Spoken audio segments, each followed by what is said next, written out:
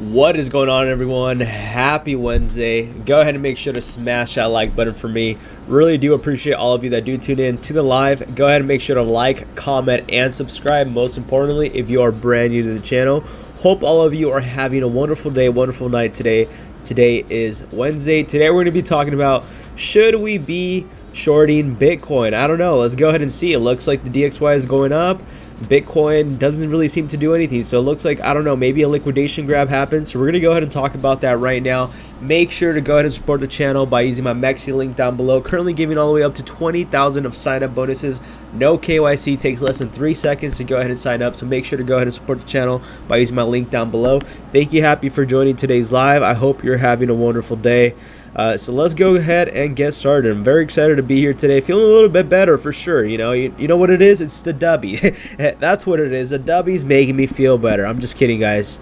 No, but for reals, what was I gonna say?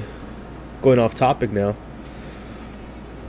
Let me go ahead and put my links down below in the description. I'm definitely feeling a lot better than yesterday. I'm not feeling the best. I still feel sick. But, overall, the goal here every day is to go ahead and keep on pushing. Consistency is key, guys. Go ahead and remember, whatever you do in life, being consistent is what really matters at the end. So that's my goal, to be as consistent as possible. Only control the controllable. I can't control me not being sick.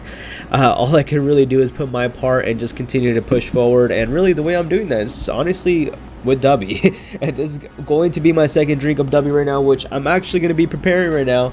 So bear with me. Go ahead and comment down below if you are joining the stream right now. We're going to be talking about Bitcoin a little bit overall sensitive of the market, the DXY, meme coins, and then we can go ahead and talk about whatever you guys want. So definitely go ahead and make sure to comment down below. Today we're sipping on some Dubby fruit punch. So we're about to go ahead and take a scoop of that, get the day started. Even though we're already like I feel like the day is already halfway through the day, man. Honestly, I'm just counting down till this bull run begins, because once this bull run begins, guys, this channel is going to be it. This channel is going to be lit. But till then, we just got to do our part. So definitely go ahead and smash that like button for me. That's the way you do support the channel.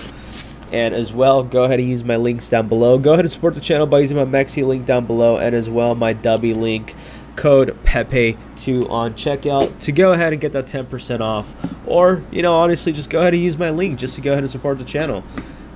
Not only does it help me go longer on stream, but it also helps me trade better. So support the channel by using my links down below. That's the best way to support me right now if you want to go ahead and support me during this bear market as a content creator, right?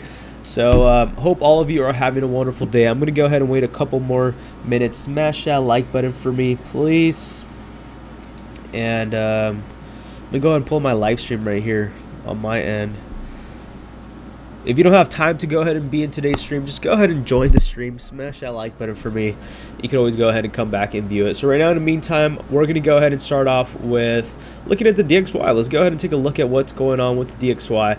Actually, you know what? I'm going to go ahead and start off with the fear and greed, to go ahead and see what's going on with the fear and greed. Comment down below if the music is a little too loud for you. We're going to go ahead and start off with the fear and greed, see what is going on. Overall sentiment of the market right now looks like we are currently in a fear territory. We're going to be updated in about 3 hours. So we're going to go ahead and see what's going on. This is the time, guys, that if you're not tuning in live, definitely go ahead and make sure to join me. Right now, my time schedule has been on and off just because I've been sick. It's really just depending on whenever I feel a little bit better to go ahead and go live. But it's usually going to be around this time, typically around 12 to 1 Pacific Standard Time is the time I will be tuning live. I have been seeing a little bit more views increasing around this time, so I'm probably going to go ahead and stick around to this. Go ahead and comment down below a time that works best for you. As the time goes on, we will be streaming twice a day. That would be the goal, ideally. And yeah, let's go ahead and see where things go moving forward right now on the stream. So I'm very, very excited to be here. Smash that like button for me, and let's go ahead and get the party started. So it looks like in between right now of the market, fear territory. It's going to update in the next 3 hours. We're going to go ahead and look at what's going on with Bitcoin. The DXY has a narrative change. Are we getting any bullish momentum, bearish momentum, and most importantly, the strategy that I'm going to be using moving forward. So you definitely do not want to go ahead and miss the stream or miss miss this video, make sure to watch to the end, because I will be telling you my personal strategy that I will be doing moving forward with this volatile market. Hey, what's up, Andy? How's it going, bro? How's it going, man? So we're going to go ahead and talk about that today. Go ahead and make sure to follow Andy from Bitcoin Census. I watch his videos all the time. Very, very knowledgeable guy. I literally have to learn a lot from him, so that's the reason why I watch him. It's always good. Remember, as a trader, you always want to go ahead and also learn from other people, because maybe you're doing something incorrectly, right? So it's always good to go ahead and check but verified, right, from other traders as well. And that's what I like to do when I'm actually before I jump into a position or when I'm getting ready to trade. I do like to go ahead and come up with my own analysis, and then I like watching other traders that I truly do respect, such as Andy from Bitcoin Census. Very knowledgeable guy. A lot of lessons I still got to go ahead and learn. Like I said, when it comes to becoming a trader and being successful when you're trading, it's all about, most importantly, learning from your mistakes, owning up to where you're wrong, and then most importantly, accepting it and moving forward. That's really what the reality is. We all make mistakes, whether you long this market, whether you short this market, whether you miss this market. For me personally, I missed out on this trade. I didn't get an opportunity. I know Andy and the Legends community made a decent amount of money shorting when Bitcoin did dump, but unfortunately for myself, I did not catch that trade. And that's the reality of trading, guys. You have to go ahead. One thing that I've learned from Andy that he always says is, it's always better to go ahead and trade less than trading more, because when you trade more, you typically tend to lose more money. When you trade less, you make more money overall, and it makes sense, right? So you only want to go ahead and trade whenever you feel comfortable, and most importantly, whatever you see value in and you feel comfortable trading. So we're going to go ahead and start off with, let's go ahead and start off with the DXY, right? Because that's my best favorite way to go ahead and start off this market, is by analyzing the DXY. And I've been telling a lot of you that what is currently going on to the DXY does not surprise me. I have been saying that I believe the 108 is around the corner. I've been saying that since around this area right here, right? Because we've been following the DXY for a while, and there's a reason why we understand what's going on with the market, right? And the reason why this is important, I know my channel has been a shitcoin channel, and I understand that, but believe it or not, the DXY and Bitcoin have a lot of influence to these shitcoins that we trade. So this is the reason why we focus on the DXY, right? The DXY is going to tell us pretty much everything that we should know and what we should be expecting from the market. So when we have this market swings and volatilities, we don't get wiped out of the blue, right? So we're going to go ahead and see what's going on right now. The good thing is that it's not too correlated, but we get a better understanding of where meme coins and altcoins are going to be heading. So with the DXY, like I've been saying, typically we always have 2 to 3 days that go down, and then we have a massive pump to the upside, and we are getting really close to this area of this resistance right here. So I wouldn't be surprised if we do go ahead and see the DXY have a little breather, maybe even dump down to 105 and then bounce back up. We have been seeing this staircase effect where it dumps for 1 or 2 days, even sometimes 3 days before we pump back up. So don't be too surprised, guys. You could go ahead and possibly even enter a small little short, which would be talking today. For me personally, I'm not entering any trades right now for the next 2 weeks. That's what I feel comfortable with. I've been telling a lot of you in the channel. I did trade it live yesterday, but it was something I just traded just because. I was like, you know what, I'm going to go ahead and jump into a trade. You guys want to go ahead and see how to use this. I'm going to give you some alpha, how to go ahead and enter a trade, leverage trading, because I know a lot of you have been asking me that, right? And that's the reason why. But typically I would not jump into a trade, especially live streaming, because I like to go ahead and be quiet. I like to go ahead and have my music, concentrate, not be laggy going back and forth, and most importantly, entering with a purpose, right? I entered yesterday with no purpose but to go ahead and show you as educational purposes. So obviously I did not expect much from that trade, but what I do want to go ahead and say is that with the DXY, we could go ahead and be expecting some volatility in the next, by the end of this week, starting the beginning of the week. Hey, what's up, Ryan? How's it going, bro? How's it going? Hope you're doing well, dude. Hope you're doing well. I missed today's space, man. I missed today's Twitter space with the Mellow team. I apologize for that. MLC, yes, 100%, man. I'm very excited with the clip that you guys have going on for the Halloween special, I believe, right? We're gonna go ahead and show that on stream right now. It's actually quite funny because we've been talking a lot about this, about not running from one project to another, and I'm actually gonna go ahead and show a lot of you guys an example when it comes to shit coins or meme coins or whatever you want to call them. a reason why you should only be trading in a handful that you could actually keep up with, because I literally lost money today, or if you want to call it yesterday, because I was not following up with a team on a meme coin, and they ended up doing a version 2 on the contract, so I lost all my money instantly. So we're gonna go ahead and talk about that. And I like the fact that Ryan and their team, they always talk about, you know, not jumping from one project to another. So we're gonna go ahead and talk about that. Marco says, what's up, Marco? Glad to see you here, bro. I'm glad to catch you here live, man. I was quite sad yesterday when you told me you're not going to be coming in live as much, but I understand, man. Hope you the best. He says he's doubling down on Pepe short right now. Man, you're wild. We're going to go ahead and look at Pepe short, man. We're going to look at Pepe short, because if I continue to look at the DXY, I'm going to completely forget, man. I'm going to tell you guys, honestly, I'm sure all of you guys already noticed. I don't purposely forget things. I intentionally forget things, so I get really sidetracked really fast. So even though I was talking about the DXY, we're talking about Pepe today. So I hope nobody gets bothered by that. That's something I'm trying to work on. That's my personality. I'm a little crazy, as you can tell. But we're going to go ahead and work on that. So he's saying that he's going to be doubling down on his position on Pepe. So actually yesterday I was shorting Pepe. I exit and then I went long on Pepe, and then I took some profits, and then I just called it a day, because for Pepe I just didn't know whether it was going to go up or down. But what we could definitely go ahead and say is we could go ahead and say that we are entering an area of resistance, which is around this area right here, which is a 7765. So we could potentially go ahead and see a touch it right here, and if we do go ahead and get rejected, more than likely we will, because it is going to be overextended and overexhausted. We will go ahead and come back down over here around the 7078 area, which I don't know why I have this on here, honestly. I forgot why, but there could be a potential short right here on the 4 hourly. We're going to go ahead and see on the daily what you're looking at, man. Tell me what chart you're looking at, what's making you want to go ahead and double down on Pepe. I've been quite bearish on Pepe, guys, but right now Pepe is just giving me some indicators that, like, I just don't know. Like, I don't know if it's worth going long. I'm not sure if it's worth going short, and it's kind of the same thing with Bitcoin right now too, right? But the thing is, with Bitcoin, we have the DXY in our favor. But with Pepe, man, I don't know, man. This daily just looks too bullish, and unless this was like a liquidity grab / fake out. But we are seeing some bullishness pick up on the daily. So definitely go ahead and comment down below, Marco, what is making you want to go ahead and double down on Pepe? Because honestly, man, I've been short on Pepe. I've been saying how bearish I am on Pepe and how it's going to dump 50%, but right now it just seems neutral, and for that reason, that's why I'm saying out the market. I don't understand.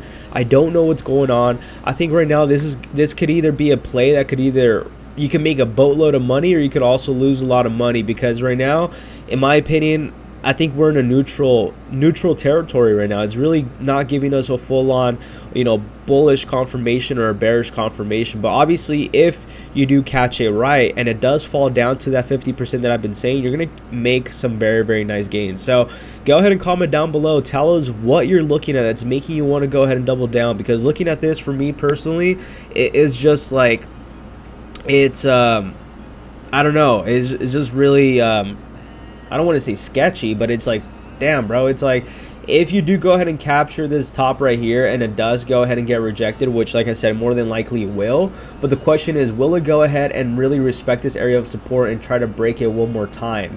And if it does break it, then we're going to be seeing Pepe at the 9 area right here. So tell us down below what you think. He says he's doubling down on Pepe short. Watch the transactions. All the volume is arbitrage bots. There's no interest in it. Long term, it will bleed. I agree with you, bro. 100%. I do agree with you that Pepe will go ahead and bleed. Long term, I am actually quite bearish. I would actually say short term I'm bearish, long term I'm bullish. So, I mean, I guess we have some differences there, but that's okay, right? Let's go ahead and look at this. When you're looking at the transactions, like, I'm assuming probably Marco's looking at. When it comes to Pepe or any of these other tokens, you want to go ahead and look at them at a decentralized exchange such as DEX tools. That way, so you can go ahead and really analyze what's going on in the market. So like obviously the chart's completely different from like us looking at the chart on the MEXC futures chart compared to the decentralized chart. It's two different stories going along, and I do see the reason why he's going short here now. Now I see the reason why, because yeah, we do have a similar pattern, but you do kind of see that we are struggling on the DEX tools chart, and you're seeing that we are more than likely going to go ahead and top at the 8234 area, which I've been saying this, that we could potentially go ahead and go up and then go down. This is what I think, and this is the reason why I put this area down of support, because I do believe that Pepe will go ahead and drop 50%. And this is the reason why I've been telling all of you guys, be very, very careful when it comes to trading meme coins. I have nothing against meme coins, right? I love meme coins, but right now, I don't think, in my opinion, I don't think this is a time to be trading meme coins. I'm gonna be honest with you. I know you want to hear the Moon Boy talk. I know you want to all hear me say, you know, buy Pepe, do that. No, I'm not gonna say that, guys. I'm unfortunate. I'm not going to go ahead and say that. The market does not look good. This is the market you want to be trading. This is the market you want to be swing trading and taking advantage of, like Marco is. Marco is going to make money regardless of the market. He's going to make money whether the market decides to go up, whether it decides to go down. And this is the reason why I've been telling all of you, you guys should go ahead and expand your knowledge and learn how to go ahead and leverage trade. Because if you learn how to become a better trader, besides the shitcoins, I'm gonna tell you this, guys, it's literally gambling. With as much TA as you want, you're never going to be able to actually predict where the market's going. With actual, you know, trading shitcoins on, like, let's say leverage or stuff like that, there's a high probability you could get actually better chances of seeing where the market's going to go ahead and take, because now you have influences such as the DXY, Bitcoin, and now you're able to compare and contrast with other charts as well, and you're able to analyze the charts a little bit deeper. So usually what I've noticed, I like trading and shorting shitcoins. I've noticed that now on MEXC. I love shorting them down because there's so much money you can make, instead of like hoping and crossing your fingers that the developer is going to come through and finally get that Binance listing that everybody believes is going to make you a 220x, right, guys? There's a reason why you want to learn how to go ahead and leverage trade. You learn how to leverage trade, you can go ahead and make money both sides of the market, up or down, sideways, whatever you prefer, and you don't have to go ahead and be dependent about a damn developer, you know, doing something with the project, pumping it, you know what I mean? And that's what I like about this. This is the reason why I've been changing my strategy. And I think most importantly, as a trader, as an investor, I consider myself more as an investor. I want to become more as a trader. And I would say ideally, I think the best thing you could go ahead and do is adopt and change to the market, or else you're going to be left holding the bag, or else you're going to be left out on the sideline waiting for the bull run to happen when it never happens. You know, I don't think a bull run will happen until 1.5 years to 2 years max, dude. I won't say there won't be any bullish scenarios in the market. There will be 2 to 3 months pumps, but overall, like a bullish market sentiment, I don't think that's going to be until a year and a half. And this is the reason why I'm suggesting all of you to go ahead and expand your knowledge besides the shitcoins. You can still make money on shitcoins. Just be the person shorting it. That's the way you do it.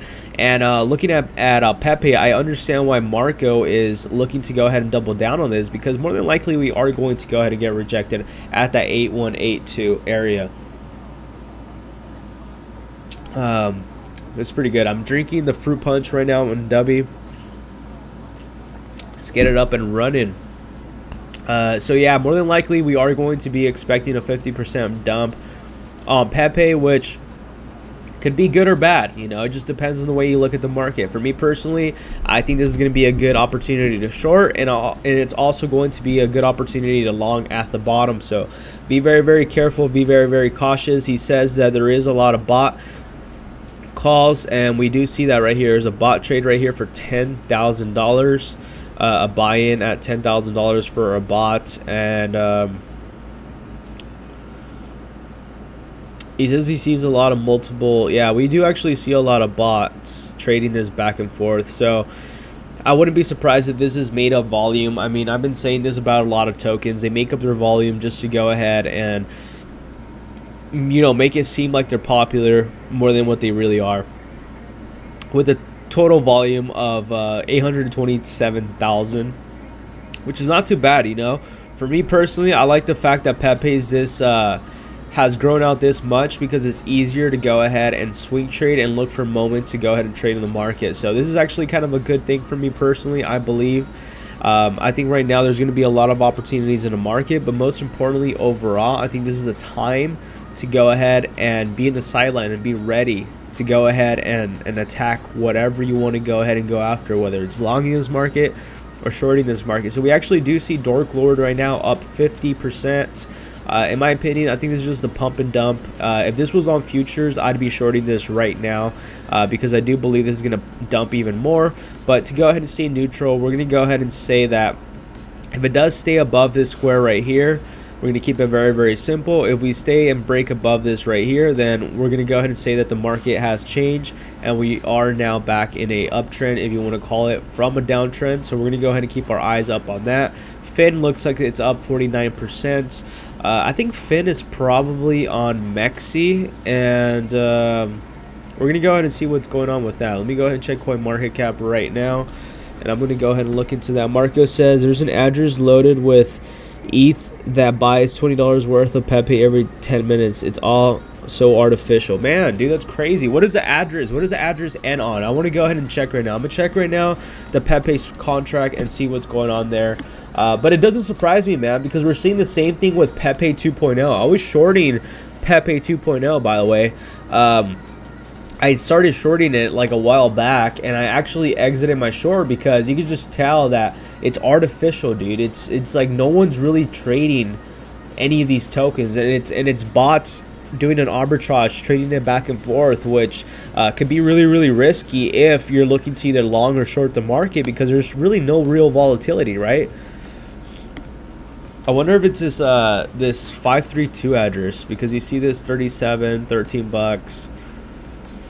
And then you also see multiple addresses. So like you see this one right here, 26F5, and you see three transactions. You see $6, $11, and now $37.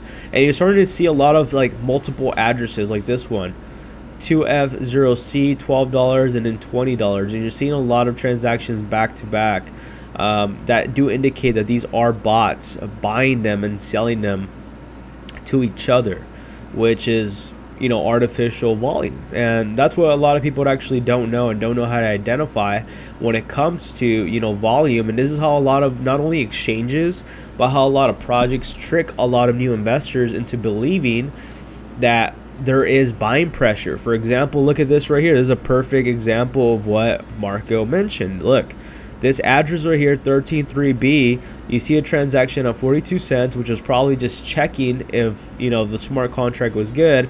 Then you see an $8 purchase, then you see a $10 purchase, another $10 purchase, 6, and then you see a sale of 5 and then 183. Like, what's up with this? You know what I mean? It was probably doing sandwich attacks. I don't know. And then you see another one with a repeated address as well. Again, $5, 31 bucks. Usually when you see smaller transaction buys or sells is usually because the bot is checking whether the contract is good to buy and sell or not. Like this one right here says is a team contract wallet, and you see this right here. So we just found the team contract wallet right now on live, and we're gonna go ahead and see what kind of tokens a team holds. They hold quite a few. Marcus says it's the wrong Pepe chart. What Pepe am I looking at? Oh shit, this is the wrong Pepe. My bad. Which one is it? Dude, there's so many damn Pepes that I can't even tell which one's which. Like, frick, man. Like, we gotta get more communities to be unique, man. Like, stop coming out with the same damn name. Like, I remember, like, everybody was, like, rating my stream with this Pepe, talking about how this was going to be the next one, and look, it just dumped, bro. I told all of you guys this, by the way. I told all of you guys this was going to happen. They came right in my stream around this area right here, and they pretty much made fun of me for not saying how bullish this thing is, and it dumped about 50%. I'm telling you, dude. You guys got to stop listening to these communities. Like, just pay attention to what makes sense. That's another wrong Pepe. Frick, man. Where's Pepe at? Either way, that was a perfect prime example of that one too, creating artificial volume, which I've been saying for a while too. And everybody was talking crap about, oh, dude, you just don't like the project. Dude, it's like, dude, I don't care. You're not going to convince me. If I don't believe in a project, you're not going to convince me, guys. It's really that simple, you know? Okay, this is the right Pepe. So let me go ahead and see this right here. Even then, you can still kind of see bot transactions here, too. You see bot smart contract. That's the wrong Pepe, bro. The one with the 300 million market cap. Yeah, dude. My bad, man. I have too many Pepes on my freaking thing. Look at this. Pepe gains, Pepe, and then Pepe 2.0. Apologize for that. Like, I don't know. Like, these team communities have to be more unique with their Pepes. There's only going to be one Pepe, guys. I'm telling you. There's not going to be multiple Pepes. Stop getting sold on that dream that there's going to be multiple Pepes 4.0s and BS, dude. It's all BS, man. Anyways, yeah, as you can tell, this one's, as you see right here, it says bot smart contract. But a good way to go ahead and find out is by just seeing a repeated address over and over again. Like this one, where is it at? That's not it. This one's one of them, apparently. $5,000 a bot sold at. They're probably doing MEV sandwich attacks, and they're probably, you know, getting the spread on that. That's what I'm assuming they're probably doing in order for them to go ahead and do that. Because, like, I mean, the market's not really that volatile right now with Pepe. I think they could have been doing a little bit more. But we definitely do see that they're trying to squeeze out the shorts. And I think that's the reason why Pepe has been pumping these last few days. And because of Bitcoin, too. Let's go ahead and see. I want to see if I can find that wallet. You say they sell or buy $20 worth every day or something like that. Or every 10 minutes, he said. Every 10 minutes they buy $20 worth of Pepe.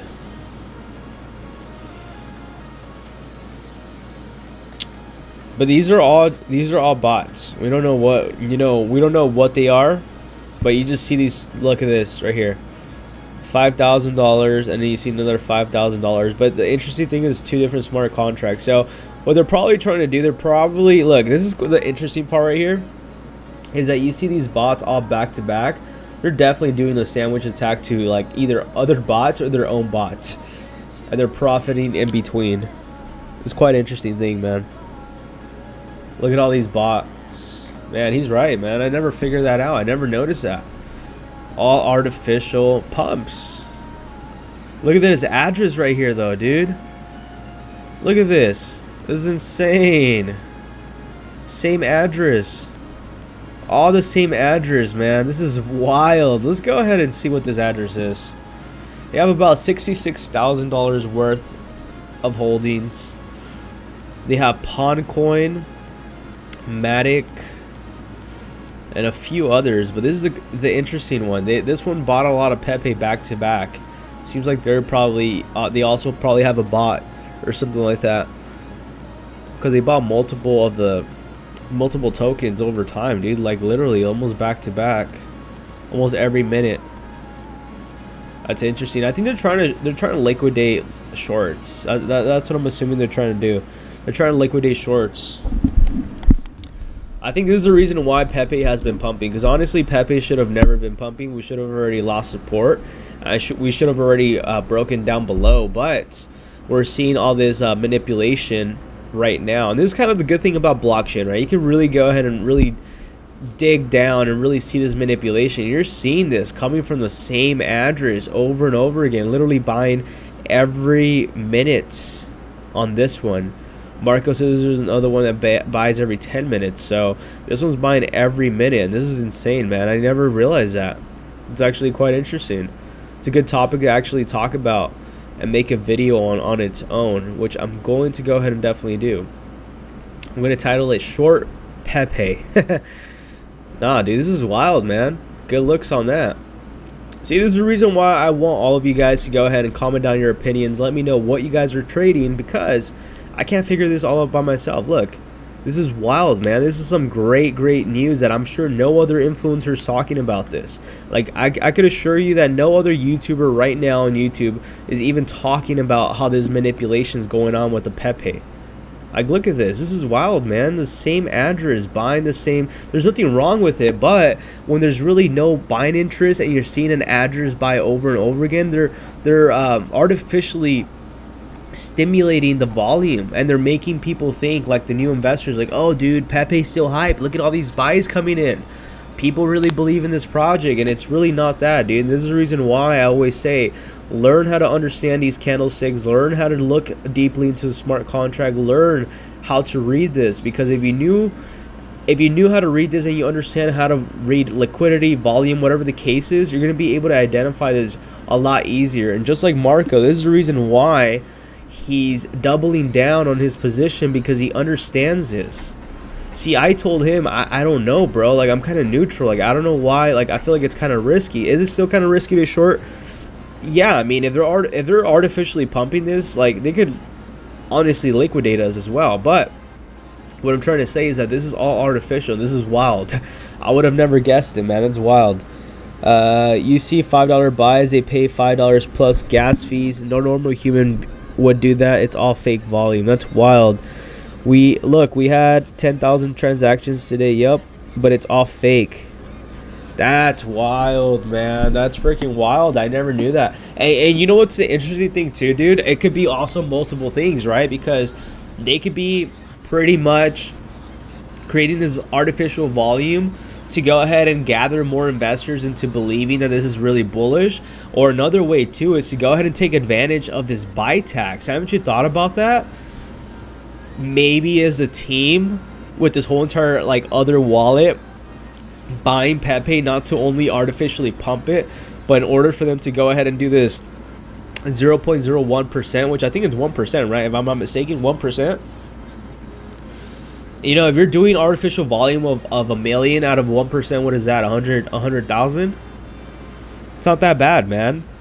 And it's literally all being pumped into their own project. So like, this is the reason why, guys, you have to be very, very cautious when it comes to a lot of these meme tokens. I mean, and look at Pepe. In my opinion, Pepe, you could go ahead and put it towards like those of the Shibas, right?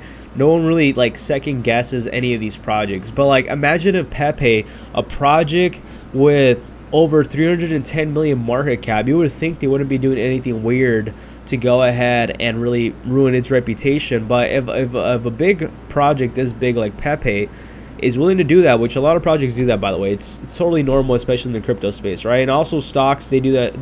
They do that as well too. But what I'm trying to say is that if a project this big with this kind of big market cap and big influence and money, you don't think smaller projects will try to go ahead and duplicate that and try to do that artificially? I've seen it, man. I've said it with that other project that it's called like Pepe for BUSD or BSC. I told you guys. I told you I was bearish on it, and it hasn't really done anything. It dumped. Like, stop listening to these developers. You got to stop listening to the team. You got to stop listening to the developers. You got to stop going on the Telegram groups and getting brainwashed, bro. That's really what these Telegram groups are all about when it comes to these meme tokens. It's the reason why I don't join them anymore. It's all pure hype, bro. It's all pure hype. Can you go ahead and make a nice trade off of hype and understanding a trend early on? And yes, but don't be the product, you know what I mean? Understand what's going on around, understand your market, and then you'll understand what. Oh, let's go ahead and see Wall Street bets. This is actually the Wall Street bets. We're gonna go ahead and save this one too. Wall Street memes, actually. And then you'll be able to understand this. Look at Wall Street memes, guys. Look at this. I didn't buy into this. I didn't buy into Wall Street memes because I knew this was gonna happen. It doesn't surprise me, man. Like, I don't want to say like anything bad to people that did invest in this and are probably down, but this is the reason why I didn't invest in Wall Street memes. When it sounds too good to be true in crypto, it's more than likely too good to be true, guys. You gotta start understanding this. It doesn't matter who pushes it, who talks about it.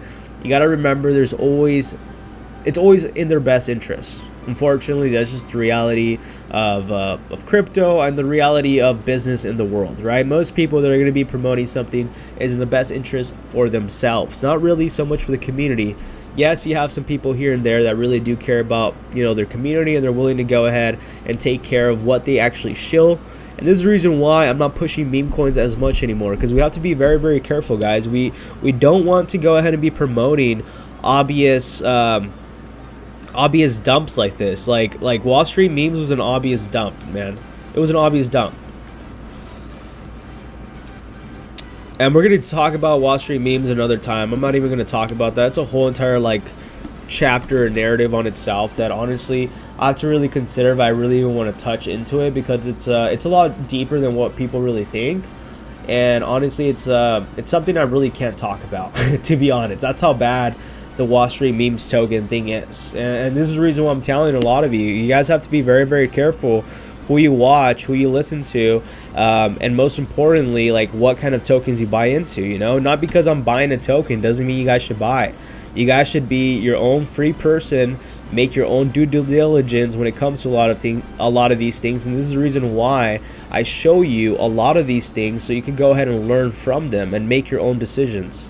I want all of you guys to go ahead and make your own decisions when it comes to anything that you do in regards to trading. I don't want you to go ahead and buy because John is buying it, or because John believes in it, or he doesn't believe in it. Make your own decision. There's a lot of things I don't believe in, and a lot of projects I don't jump into that I miss out on. I missed out on 100x's, 1000x's because I don't believe in the project. It doesn't matter. There's money to be made up and down.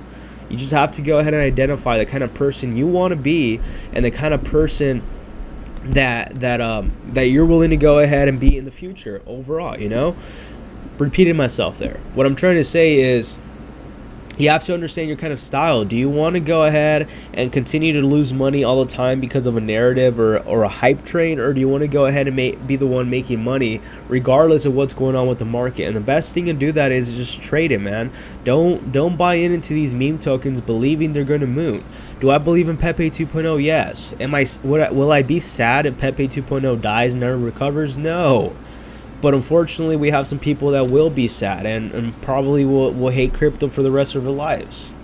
And right now, we're in a time in the market where a lot of scammers in the crypto market are preying on this.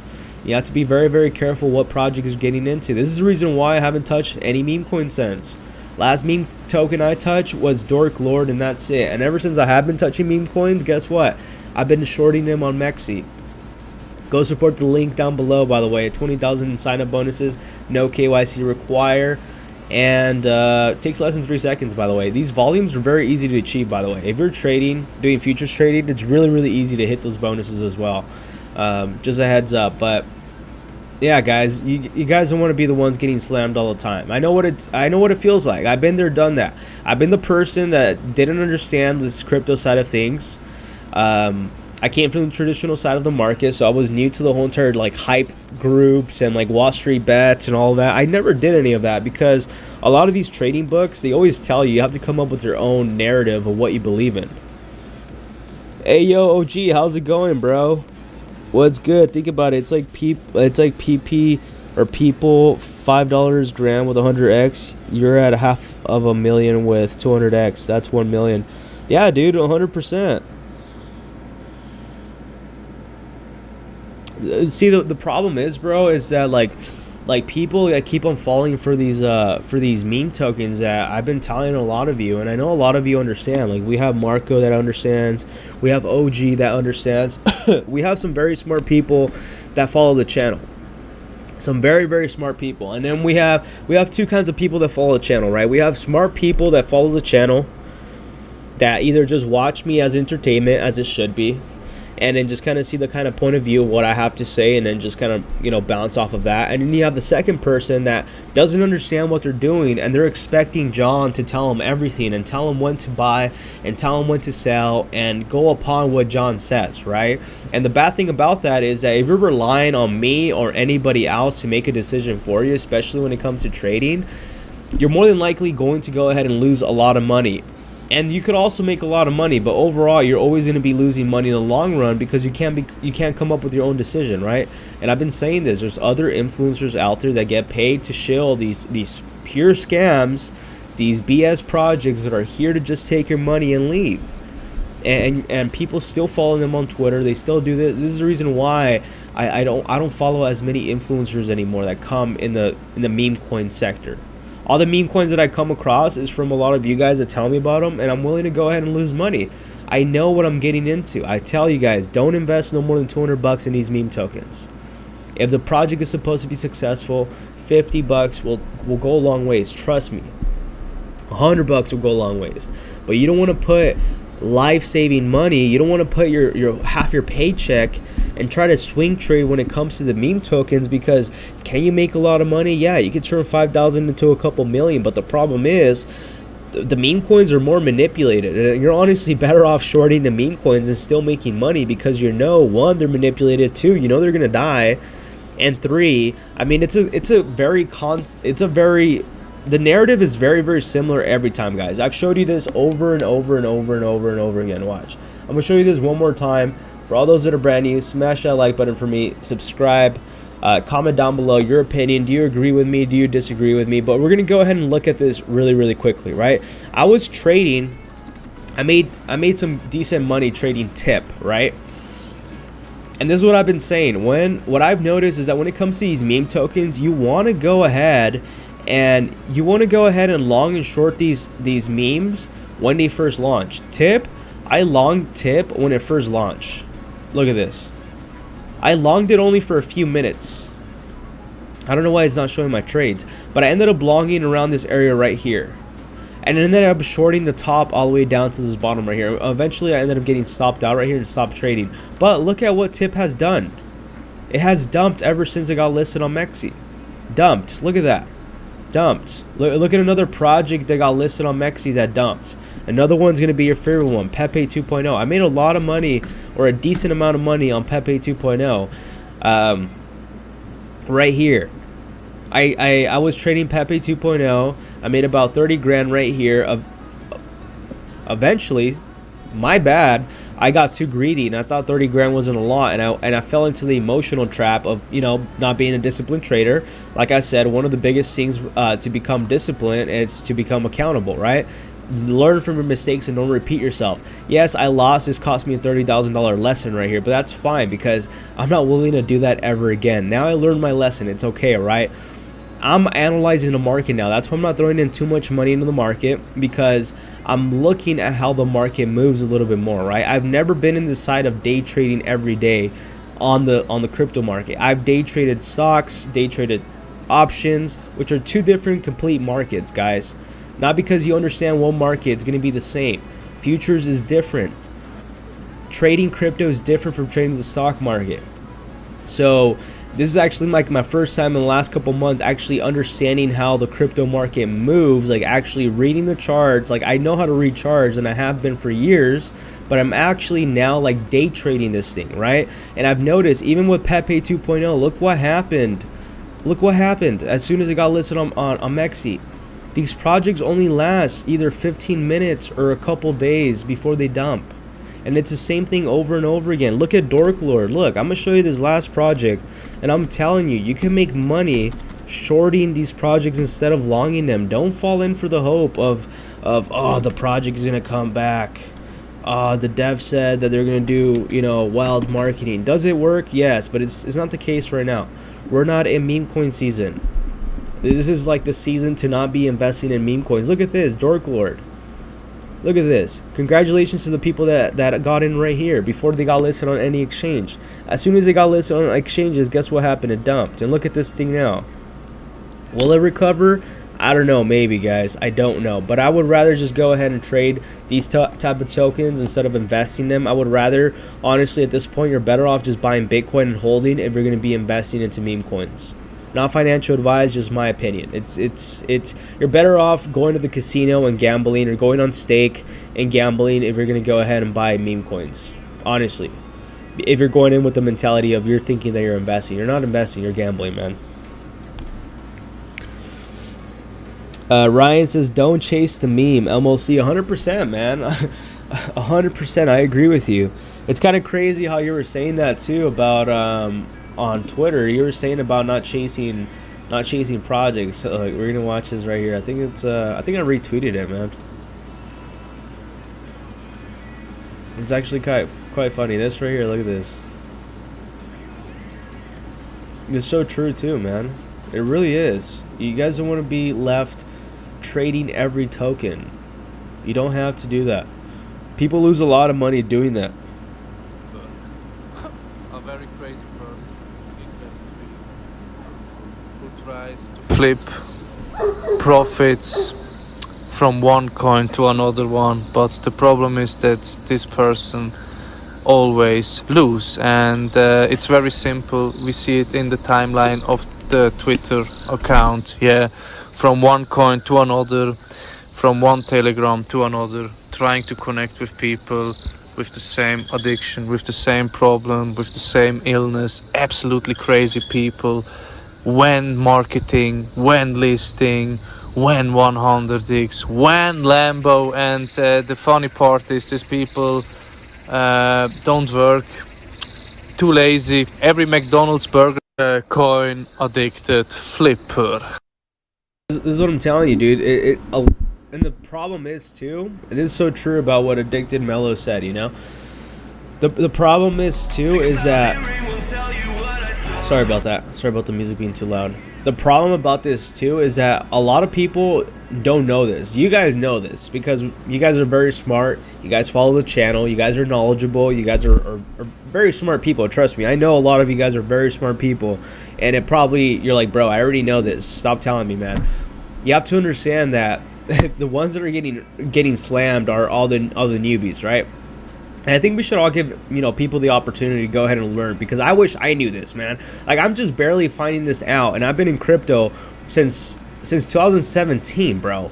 When like they had like BitConnect and all these other scams going on, and I'm barely finding out about the new scams that crypto comes out with, bro. It's like the influencer scams where you go on Twitter, you go ahead, they tweet this, and they're like, hey, dude, the new 100x, the new $1 Pepe, and everybody jumps in and they're selling on their community. It's like, bro, I just found out about that scam like the last bull run.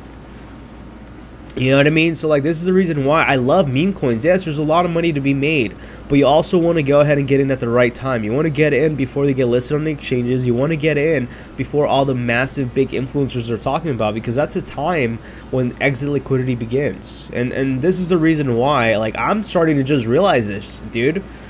And I've been in this market for a while, right? It's like, it's the same thing that happens with stocks. Stocks is the same exact thing that happens. They have like, especially the penny stocks, they have a lot of like these trading groups where they do the same thing. They do pump and dumps on the penny stocks, and they go ahead and it's a rinse and repeat pattern that's been going on since the stock market. You know, now it's in a better side of things, which is Twitter, you know, Telegram, and all that. OG Pepe says, I took a hit of $1,000, but it's all good. Pepe is pumping back up, so I'm making up my loss in real time. Just gotta keep building on my supply. 100%, bro. Hey, OG, the crazy thing is that Marco was saying that he's shorting Pepe, and I agree with him too. I'm not sure if you've noticed or you missed his stream, but we are seeing a lot of artificial volume coming in from Pepe. And it's actually quite wild, bro. So I do expect, I'm saying, you know, obviously what I say, I don't know, dude.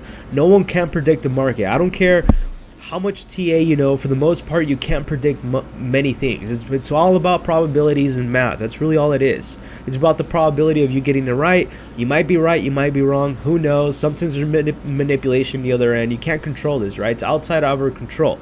But TA, it's all about the probabilities of the outcome that we could go ahead and produce.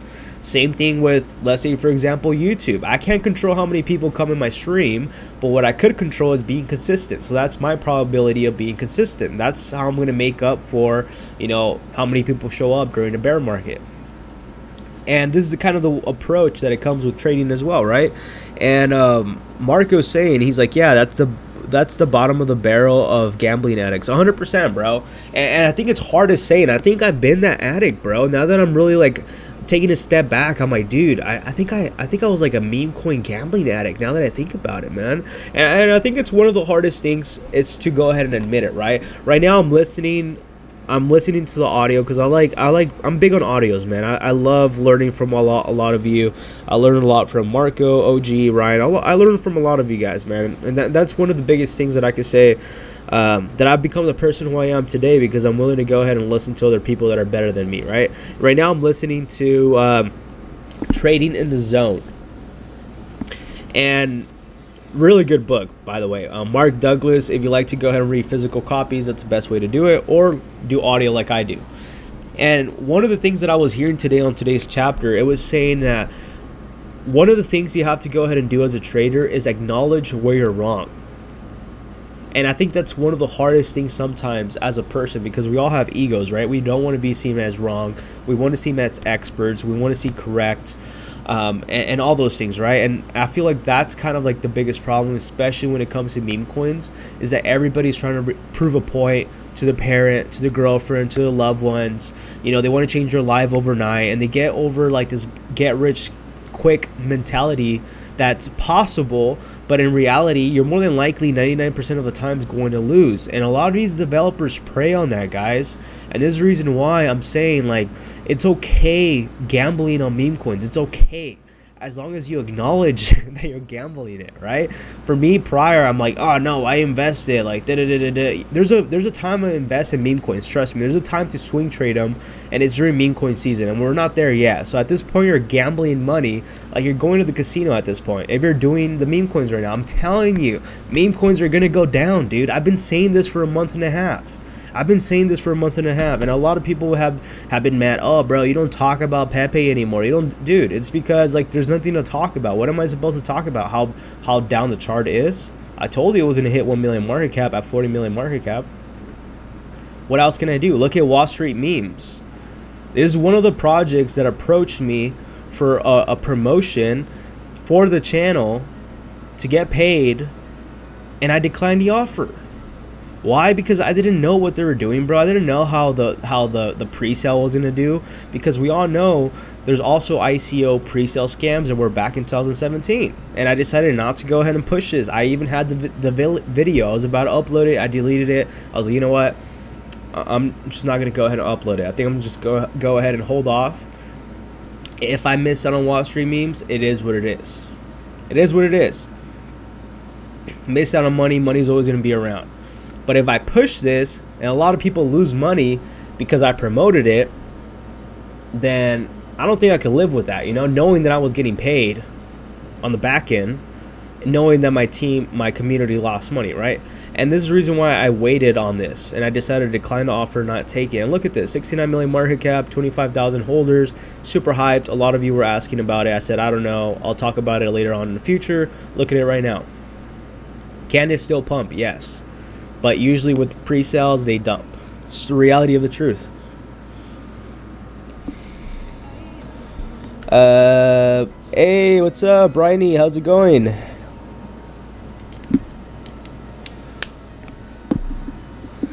What's up, bro? I saw you today at Natalie's. Glad to see you here today, man.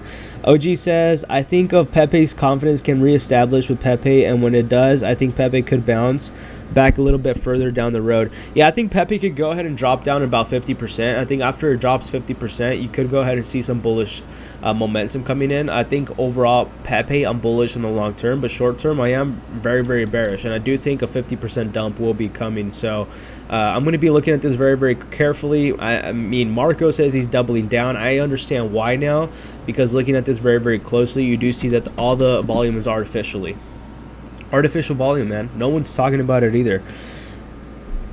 OG says the lack of confidence is what's causing Pepe to dip. 100%, man. The lack of confidence in the markets. Is it Bernie? Is it Bernie or Bernie? Yeah, I'm assuming it's probably Bernie, huh? Bernie, Natalie has taught me so much. I do joke too much with her. Yeah, Natalie's really good, man. I watch Natalie every day on live stream. You know what I mean? Like I watch her. I try to watch Andy from Bitcoin Census a lot too. You know, they're really good traders. You know, Natalie is really, really good at what she does. So it's always about learning from people who are better than you, right? I don't claim to be the best trader, guys. Keep this in mind. I'm not claiming to be the best trader. I'm not claiming to be the best at anything that I do. All I could go ahead and say is that I'm doing the best at what I do every day. And I'm learning to get better every day to provide you the best information, the best knowledge, everything. The best is what I'm doing. All I could do is work on myself to become better. And that's what I'm doing every day. Learning from other people that are better than me. Surrounding myself with other people that are better than me. Natalie's better than me.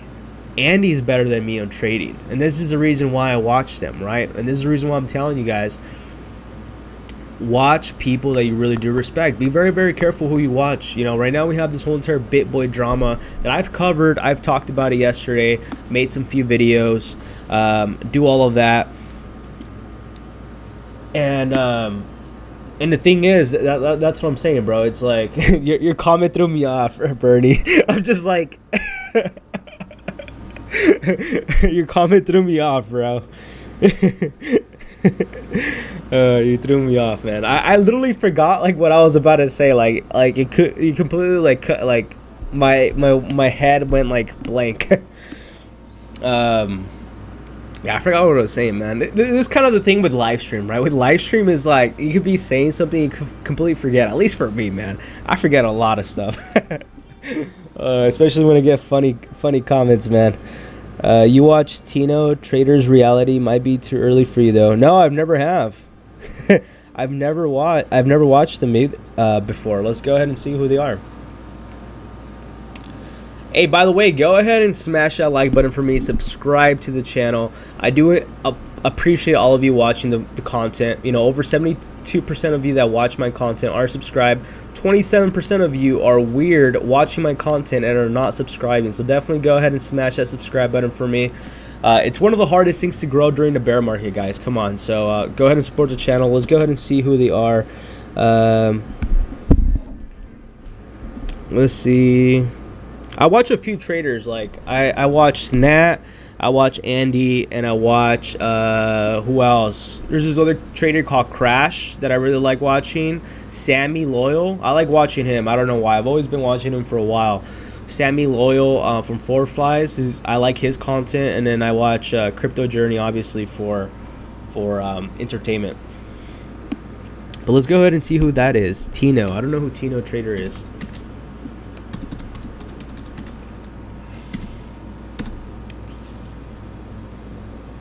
Is Trader's Reality? I'm gonna watch this guy. I'm gonna subscribe. That's good, bro. I mean, you gotta. The thing is, when it comes to all of this, is that you have to go ahead and find your groove, right? It's like for me, like I've been swing trading shit coins, and now I'm like actually pivoting to trading actual like Bitcoin and other altcoins, right? I'm traditionally I'm an options trader. I trade options and I trade the stock market. That was usually my growth, right? And that's how I got into crypto, was doing that. And I thought it was the same exact thing, and it's two different markets. I'm actually starting options trading again in the next week or two because the money's good, man. It's a lot more predictable than crypto, in my opinion. I think crypto is very unpredictable. There's a lot of money to be made, but I think right now, in my opinion, I think the stock market's the best way to make money right now, consistently. Understanding, knowing what's really going, like you can really go ahead and see when it goes down and when it goes up. With Bitcoin, you don't know, man. It's just too much, not too much influence of other dumb stuff that you really can't predict. It's pretty annoying, honestly. I see Trader's Reality might be too early for you though. That's cool, bro. I appreciate you, though, man. Like I said, I'm willing to learn, bro. Whatever makes me better, right? Whatever makes me a better person, a better trader, a better content creator, whatever the case is. I'm always willing to go ahead and improve myself. So I appreciate you for that info right there. I have some ideas for the new crypto coins with new ideas of use cases or crypto. Like what, OG? I would like to go ahead and know. I got to learn more about making a coin first. It's pretty simple, bro. I think I told you last time how to make a coin, right? It's really, really easy, man. This is the reason why there's so many scams and crypto coins out there, because it's this easy. Watch. It's how easy it is to create a shit coin. You go to the token you like. Let's say I want to go ahead and copy Pepe. You go over to the smart contract, and you go ahead and copy their contract, and that's it. Code, you copy it. Copy the code. You put it on Solidity, you go ahead and change your wallet, you go ahead and change the name of a token, you change the buy and sell tax, and there you go. A new token has been developed. Just provide liquidity, and that's it. That's how easy it is to go ahead and create a shitcoin, really. That's the reality of how easy it is. Now, you go ahead and have influence, you have marketing, you go ahead and pump it, artificially pump it. There you go. Rinse and repeat, $1 million strategy right there. Obviously, educational purposes only, guys. There's a reason why there's so many scams in this space. It's that easy to go ahead and create a smart contract. You don't even have to learn how to code on Solidity. I've done Solidity, like I know a little bit of coding. It's been a while, but it's really not hard, guys. It's really not hard. It's really, really simple, especially if you guys are good with trading and understanding charts. You guys will be able to pick up really easy on learning how to go ahead and do a code of solidities. Really easy, guys. Trust me.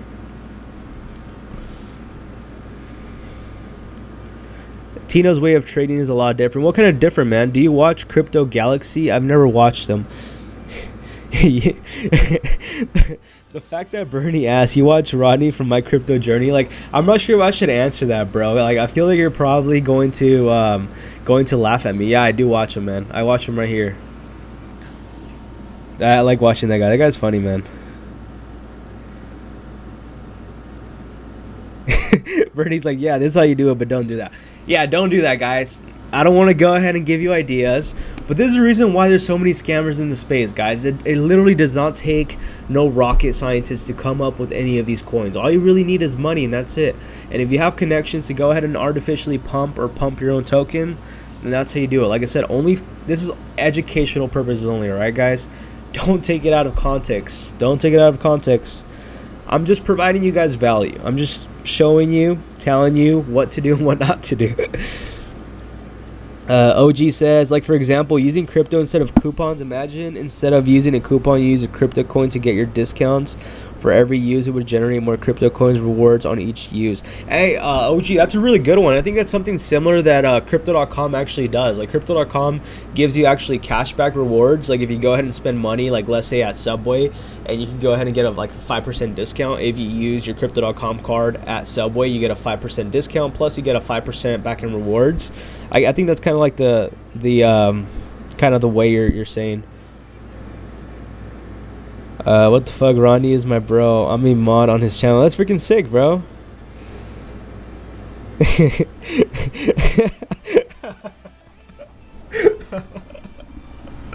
Oh man, you're hilarious. You're hilarious. Hey, hook it up with a collab with My Crypto Journey, man. Tell him when we're gonna collab. Be like, hey, look at my boy Altcoin John. He's trying to collab with you. Now, for sure, we're going to get a lot of good collabs during the bull run, guys. I'm feeling pretty confident that we're going to go ahead and achieve a lot of things because of all of you. Not because of me, because of all of you. And that's how we're going to do it. We're going to do it together as a team. So, definitely looking forward for a lot of changes to the channel overall. You know, probably, it would be pretty cool doing some, like, in real live streaming. I don't know. But I think my life is too boring to do anything like that. Bro, I don't buy ETH.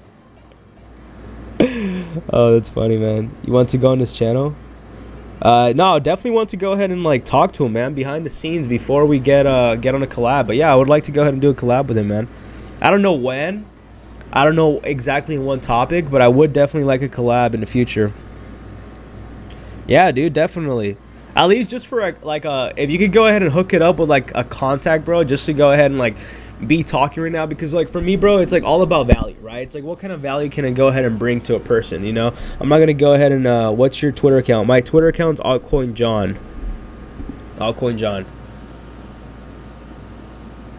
Yeah, if you could connect me to Rodney, bro, that'd be pretty cool. And I'm not asking for a collab right now. I'm just looking to go ahead and build, you know, a relationship, friendship, whatever you want to call it, business relationship, and then later on in the future, I'm down to do a collab. Right now, I'm not trying to do too many collabs. So I'm trying to like just focus on the channel myself and just push the channel as much as I could, and then work on collabs once we get some bullish action in the market, man. Because honestly, I think collabs are really good, but only they work really better. They work a lot better when you're in a bullish market. When it's bearish, it's kind of pointless, honestly.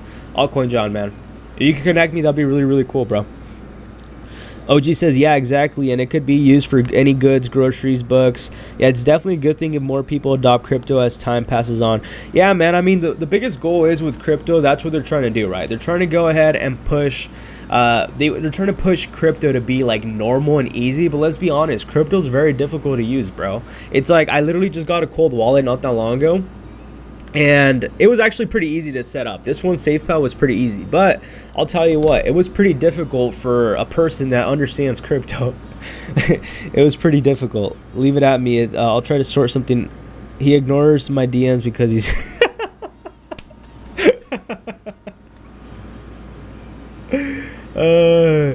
I'll be down just for Rodney right now, bro. That'd be pretty cool, Rodney. For Jake, dude, you know what would be cool, bro? Like, I was thinking of doing some crypto fights. Would you guys be down for some crypto fights, like influencer versus influencer? That'd be pretty fun. Just for fun, right? Obviously, betting money. It ain't gonna be for free, man, but that sounds pretty cool, man. That'd be pretty lit. The crypto influencers fights. Dude, it's because there's so many influencers that fight on Twitter that's so freaking funny, man. You see all this drama going back and forth. It's like, dude, just settle it by fighting. Like, I think that's the best way to do it. You know, like, stop, you know, talking crap to one another back and forth on the internet. Like, just go ahead and settle it like we would back in the day by fighting. I don't know, man. I think that's the best way to do it. But comment down below what else you guys want me to go ahead and talk about right now. I'm kind of going off of a rant, man. So go ahead and let me know. Let's go ahead and talk about the DXY. See how quick I change subjects? Man. Natalie was saying, John talks too much, man. I do. I literally, you know how long I went for the stream yesterday? I went on stream for about 3 hours yesterday. And I had a good time. I had a really good time, guys. I had a good time yesterday on stream. I enjoy doing the streams.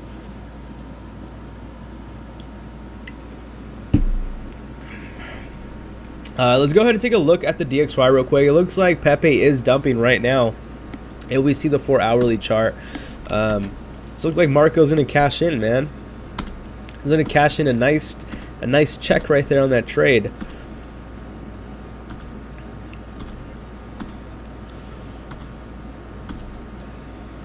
Do any of you guys trade the stock market?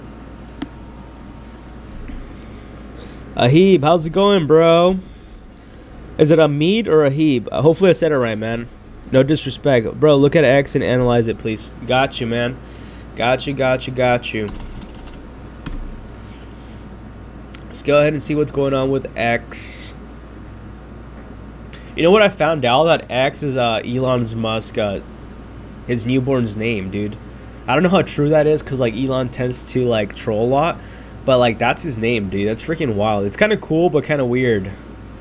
But I guess that's what happens when you're just too freaking smart, right? You just come up with these crazy ass names.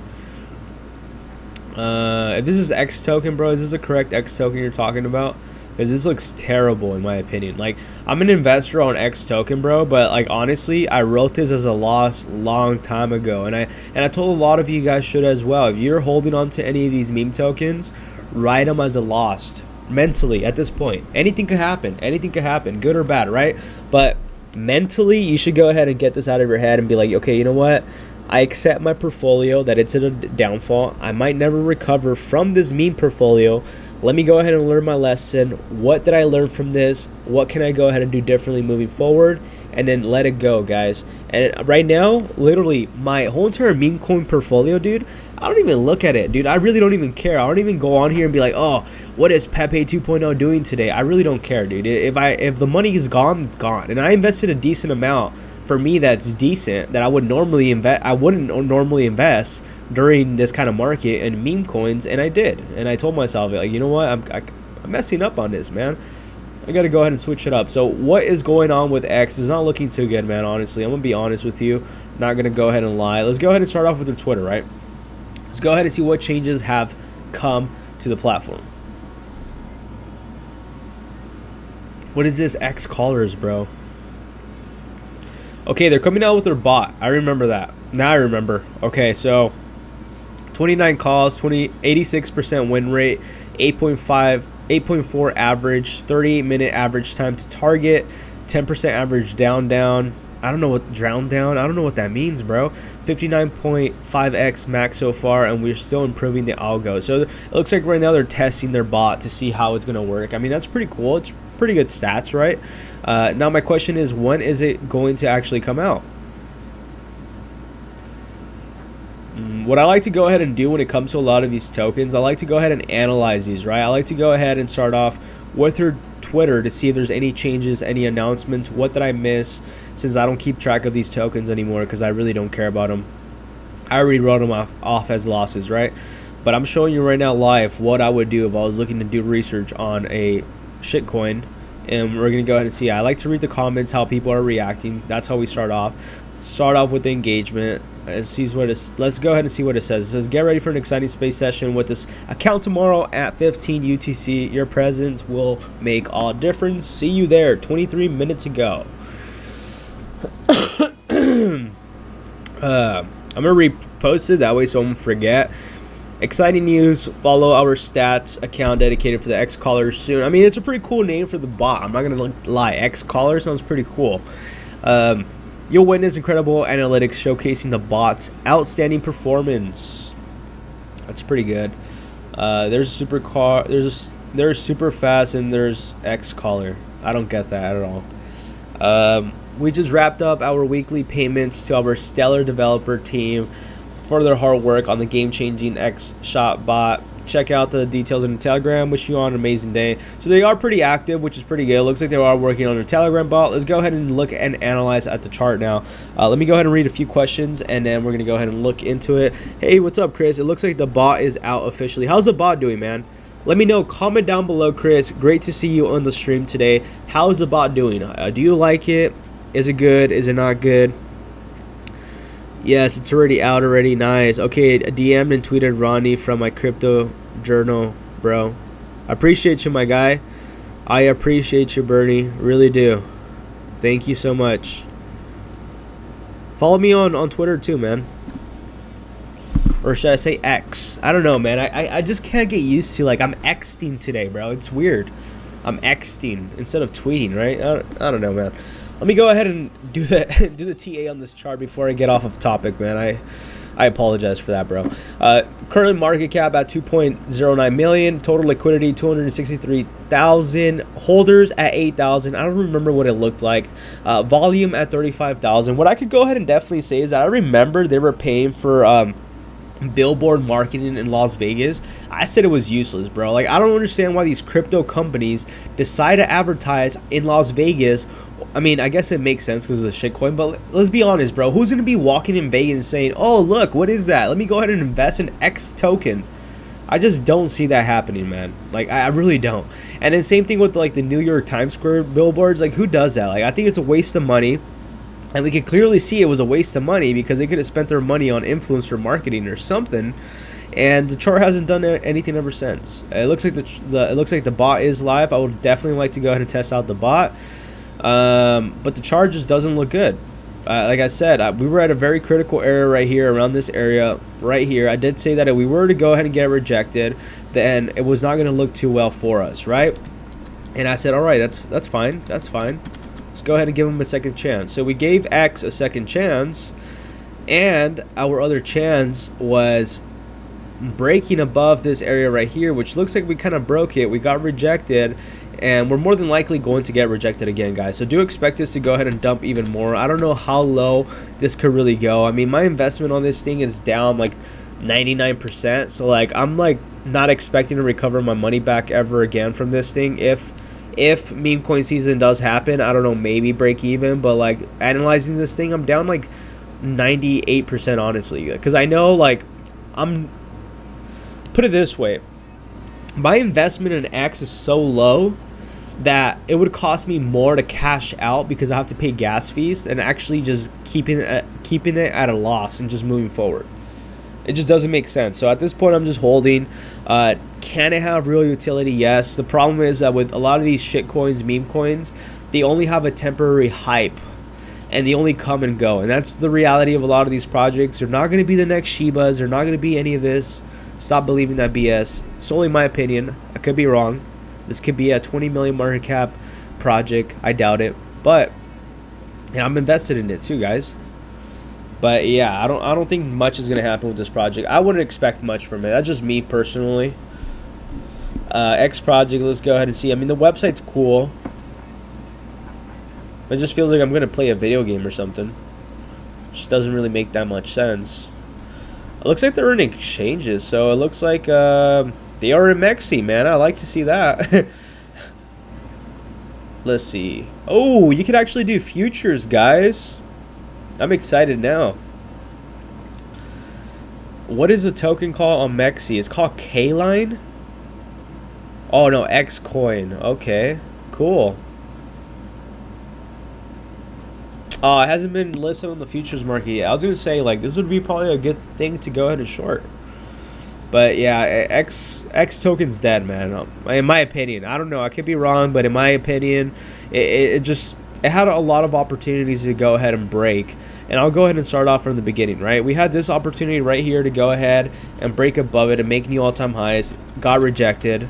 Okay, that's okay. Second chance, got rejected.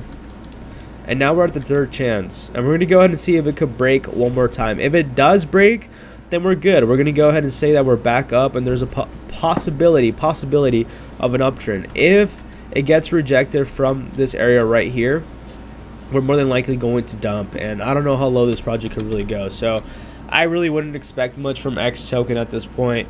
I wouldn't recommend buying the dip, but like I said, I could be wrong. It could be the next hot thing next week. I don't know. You really can't predict anything with these meme tokens, even with TA. That's what I'm kind of saying. Honestly, it's just worth kind of shorting these projects, especially if they get listed on futures. You ride the wave to the top, you sell when they get listed, and then you short when they get listed at a major exchange. That's how you make money. Bernie says, no worries, I followed you. Once I get a response from him, I'll be deactivating my account. Again, too much drama on Twitter for me. What's going on, bro? That's why I don't go on Twitter as much. Like, there's so much drama going on right now that I'm just like, dude, this is freaking hilarious. Like really? Like, this is what crypto's gone to? Like, we're worrying about like a grown man's like life? I mean, I guess that's the only interesting thing in crypto, right? It kind of sucks, bro. It's like, dude, I feel bad for BitBoy, but at the same time, it's like, bro, it's like you're 40, man. It's like, how can you be doing these kind of mistakes? You got a wife, you got kids. It's like, dude, I would expect someone like my age. I'm 25, bro. I'd be expecting someone my age to be doing the shenanigans that he's doing, you know? Even younger. But like, dude, you're 40, you're a grown-ass guy, and you're doing these kind of things live. Like, to make it worse, bro. Like, I just wish the guy the best, man. But I really wish that crypto was at a different narrative where we wouldn't be covering other people's stories, dude. It's pretty dumb, but we live in a world of clicks and views, unfortunately. He said he would be activating my account. OG says, yeah, definitely true. Bernie says, do you use the same fib as Natalie? I really don't. What do you mean by that? Chris says it's kind of cool, makes very early calls, and it makes at least 2x. You need 500 million X tokens to use it. That's pretty cool, bro. How do you use it then? See, like, now that caught my attention, man. Even though I just talk shit about X token, it sounds interesting, man. I would literally just buy the token at this point just for the bot. That's literally the only reason why I would use this. Are you talking about the Fibonacci retracement? Let's go ahead and see how much tokens would I actually have to go ahead and own. Ah, my freaking neck, dude. That thing just cracked. Let's go ahead and see this real quick. You need about 500 million tokens. So how much 500 million tokens would that be?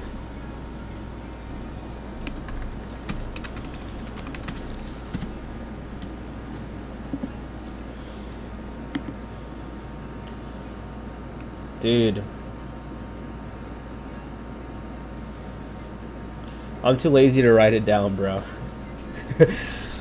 Rather just copy and paste. So, damn, dude, that's a lot of money, man. I gotta invest $1,163 in order to go ahead and be able to use X tokens bot. I guess it has a good utility. For me personally, I just wouldn't invest 1,163. I think it's too much. I think it's way too much.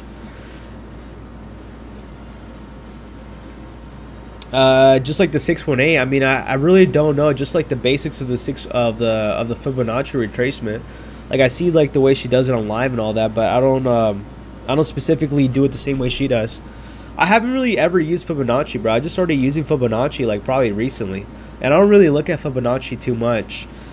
Should I start using Fibonacci a little bit more? I'm gonna start paying attention more to her when it comes to the Fibonacci retracements. Hey, Bcashy, how's it going, bro? How's it going? What are your thoughts on Bitcoin Cash, man? I want to go ahead and take a look at Bitcoin Cash right now. I heard that neck crack. Mine does the same thing. Damn, bro. Dude, my thing like cracked, bro. I was like, it's wild, man. Yeah, that thing happens all the time. It's because I got into a shoulder injury, dude. I snapped my shoulder. I snapped it. Pretty much snapped it. Yeah, I was hanging on a thread. And ever since that, like, I just had like bad not only shoulder problems but also like neck problems for like the past like 2-3 years now, and it's pretty terrible. It's pretty terrible. So now that like obviously I didn't realize that your shoulder's connected to your neck, right? I don't know, dude. That might sound really dumb, but I never knew that. Yeah, Fibonacci is brilliant and too easy, dude. Yeah, I've been trying that. You know what I've noticed too? Tell me if I'm using Fibonacci correctly, right? So if I was to go ahead and use Fibonacci, would it be best to go ahead and do it on a daily? I'm assuming it would be like this, right? If I was to go ahead and use Fibonacci, I would go based on like this. And then you're looking at the 618, right? 618 right here, right? To go ahead and enter a trade or to wait for it to go up or down, right? Yeah, it's actually quite funny because I actually used the Fibonacci retracement method on Unibot, and I was able to go ahead and look right here. I was able to go ahead and see where the major support area was going to be and where it would be a very critical area for it to go down even further. And this is actually a trading bot that's completely for free, so that's why, before I go off topic again, that's kind of the reason why spending $1,000 something to go ahead and use a bot for X token, when you can go ahead and use Unibot, which is a free bot that you can go ahead and use. All you got to do is pay fees. That's why I'm just like, dude, I don't know about paying $1,000 for a bot that I don't know how good it is. I don't know how good this one is either, but never mind. I can't really say shit because I don't know. Yeah, dude, I have to start using the Fibonacci a little bit more, man. I have to get better at using all that. I'm like, okay, bro. Like I don't really use too many like indicators. I don't use too much, honestly. I just literally just stick to support and resistance, and that's it. And supply and demand. That's literally the only thing I really look at. Here and there, I look at the Fibonacci retracement, and then I look at my just my MACD at times. But overall, I really don't use too many indicators. The one indicator that I have been liking a lot, that I've been finding very useful, that has been pretty accurate, in my opinion, that you're able to go ahead and analyze like trend reversals really quickly on, is the Smart Money Concept by Lux Algo, I think it's called. And I like it, dude. It tells you exactly where people, or like where that area of institutional buyers or sellers are selling at. Like right here, it tells me with the Smart Money Concept, Lux Algo. It tells you right here with this what is called indicator. It tells you right here where the buying zone is and the selling zone is. And like so far, it's been pretty good, man. I like to just use simple support and resistance. But yeah, Fibonacci definitely does help you look for that support as well. And I've noticed too, bro, I've been kind of good to be able to identify, like, let's say for example, like I use the Fibonacci right now. Let's go ahead and use the Fibonacci real quick. I'm gonna use the Fibonacci one more time, right? I'm gonna use Fibonacci one more time. I'm gonna use Fibonacci. Okay, Fibonacci, where's it at? Fibonacci retracement. Dude, what's going on, man? Why can't I do it? Alright, I'm gonna delete that. Let's go ahead and test this real quick. I want to see if the Fibonacci would work on this.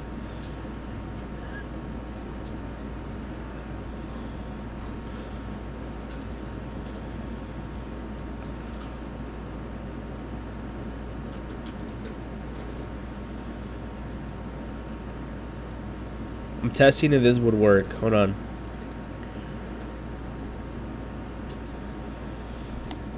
That's interesting. So the 618 right here tells you in the Fibonacci retracement if I used it correctly, because I don't know if I used it correctly, but it tells us the 618 is right here. It tells you that it's right here, which seems pretty good, right? You would say ideally that the Fibonacci right here would be pretty decent. Look at this. I'm not making any sense, but let me go ahead and move this right here. This is where the 618 is at, right? with the Fibonacci retracement if I use it correctly. With the smart money concept, this is where the support's at. So it's safe to say that if it loses support right here, you're more than likely welcome to go ahead and put a short right here, because more than likely if it loses a strong area of support and it loses this one, you're more than likely going to go down. And this is a 618 right here. So I don't know, that's quite interesting. I mean, that is on the 4 hour. I'm not sure if it's different and we use the daily. Let's go ahead and try the daily real quick, and then we're going to go ahead and see if that actually works. Obviously it works, but I'm just trying to find out if there's if the SMC is similar to Fibonacci. Obviously two different things. And it's quite interesting. So on the daily, on the Fibonacci, as you can see, like I would have identified this area as an area of support, right? Because you see this right here. Old support becomes resistance, vice versa. So like for me, ideally, if I was looking at this, I would have said this would be my area of support. And if you actually line up the Fibonacci right here using the daily time frame, it actually lines up with the 618. So yeah, it works, dude. It's kind of crazy. I just don't know what time frame to use it on. Like, is it only good to use it on like on the daily and above? Because I see Natalie using like the 3 month, right? And that's the way she's able to identify these supports and resistance. Like, I gotta pay more attention to her live streams, man. Because I saw that today. I was like, wait, so she goes on to the 3 months, draws the Fibonacci, and then she finds the support. Like, it's actually a lot quicker than like sitting here and being like, okay, this one touched 1 time, 2 times, 3 times, and then, you know, putting it down. So it's kind of crazy. Cash tokens and advanced UTXO, scripting, smart contracts, got folks building some cool stuff on BCH. Like what, bro? That BCH bull tech that I mentioned is also being utilized in BCH Guru, an NFT collection that can be used in a price prediction game prediction markets, essentially. You gotta tell me more about that, bro. It's pretty cool. I don't understand how to use that platform he told me, but I have it saved onto my browser to go ahead and do more research on. Bernie says, from the start of the move to the end of the move, wick low to wick high to an uptrend, wick high to wick low on a downtrend. So what happens if the wick, it's like a liquidation wick? Does that still work, though? It's my question. Because like if you actually look at this on the 4 hourly chart, based on what we were talking about, you can kind of tell that this is an obvious liquidity grab right here. This wick right here is an obvious liquidity grab. So my question is, what on Fibonacci, when we're using Fibonacci retracement, we use this wick right here, even though we both know this is an artificial wick. Like, we know they purposely push the market down to go ahead and stop out some people or liquidate them, right? Well, if we were doing Fibonacci, we would go based on this wick right here, or we would go based on this wick right here. And that's kind of like where I get lost. And that's the reason why I don't use Fibonacci too much, because I'm like, dude, I don't know if I should go ahead and do it on wicks like this, because they look, they're obviously artificial wicks. I mean, look at this one too. Look at this wick right here. Super artificial. So that's kind of the reason why on Fibonacci, I really don't use it as much, because I'm just like, I don't know if it's like that. I want to use TA on Pepe. There you go. There you go, to Mark. I guess that's the way to pretty much say no.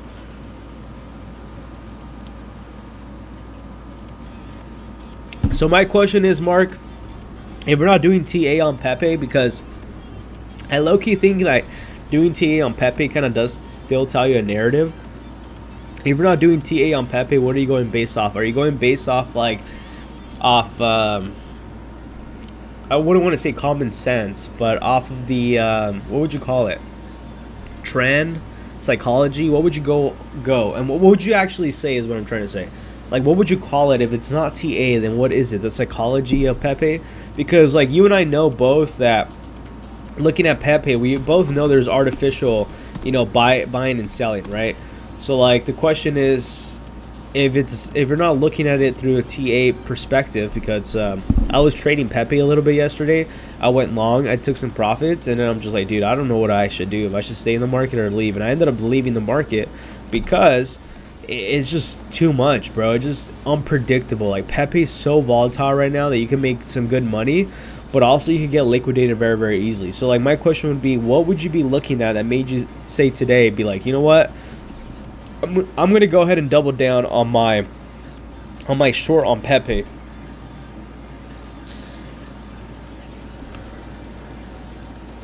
You're you're using it on Pepe. Always chart BTC and then DXY and then look at alts. 100%, bro. 100%. That's actually what I always do, bro. But you caught me at the wrong time, man. Like, don't judge me, bro. Chill. If BTC is showing a drop, but an alt is showing a pump when charting, the alt will likely follow BTC. Especially Bitcoin, especially Pepe, man. Pepe tends to follow Bitcoin a lot. So it's actually quite interesting how Pepe moves a lot with Bitcoin. So that's kind of the reason why I do chart DXY, Bitcoin, and then I go on to the Pepes. But honestly, dude, I feel like with Pepe right now, honestly, I haven't even seen what Bitcoin has been really doing, to be honest. Like, I was talking about something, I got off topic, and I completely forgot. So I haven't really charted. I charted a little bit of DXY today. Now you're gonna get me blushing, bro. You're gonna get me blushing now. Don't say that.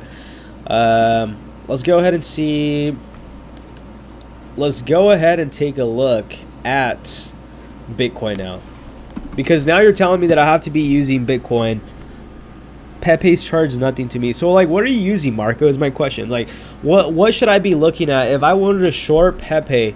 Should I just be focusing on the DXY, or should I be focusing on Bitcoin? Like, I know it's kind of a dumb question, bro, but like, it's a genuine dumb question, if that makes any sense, right? It's like, I kind of know the answer to it, but I really don't. Like, I'm really curious.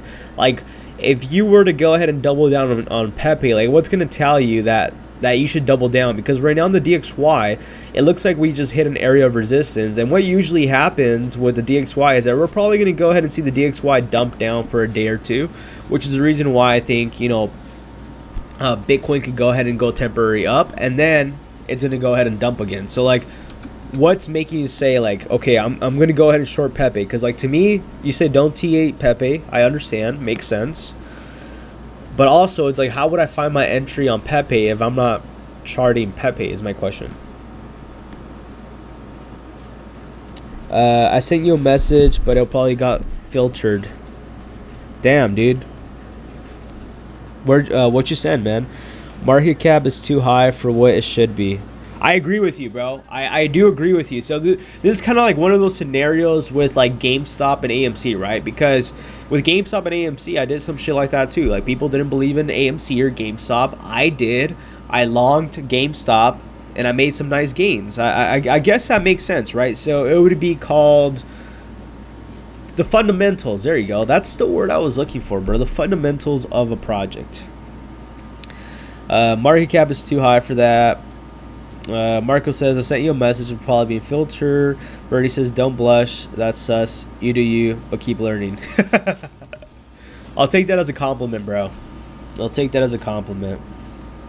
But I guess that makes sense. The fundamentals behind a project. Yeah, I agree with you, man. I think fundamentals is one of the biggest things that a lot of people ignore. And that's actually, you know, how I did pretty well on an AMC and a GameStop trade. I actually entered GameStop at around, I think it was $6. Yeah, I think $6.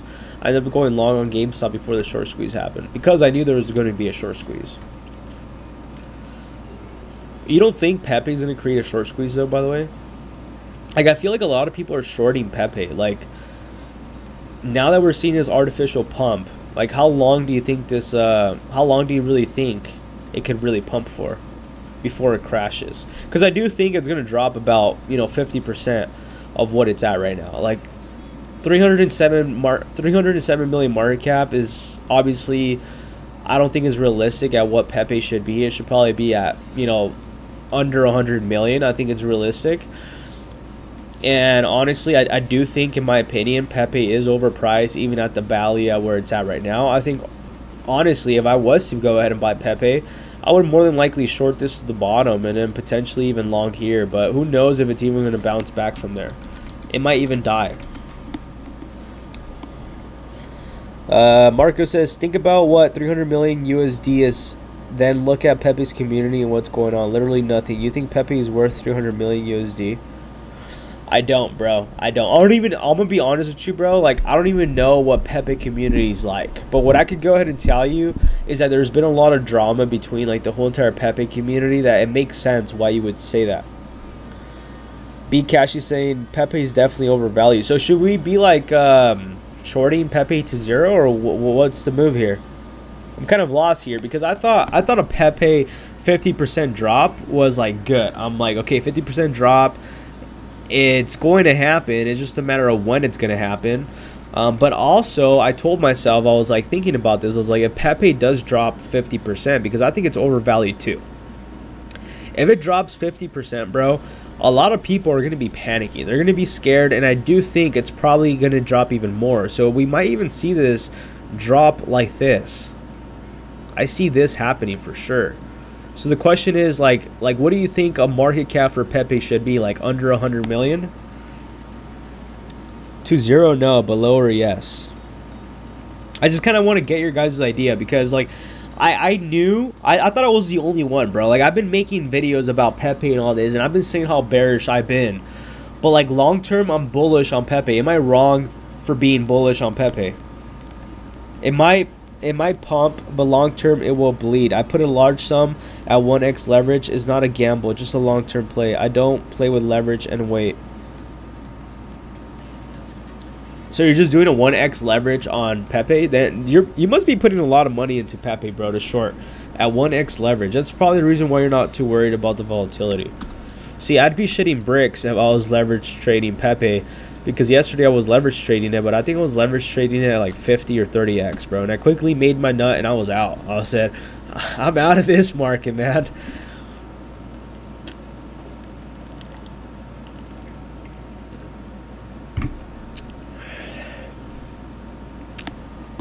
So what do you recommend? 1x leverage when it comes to longer term plays, then, huh?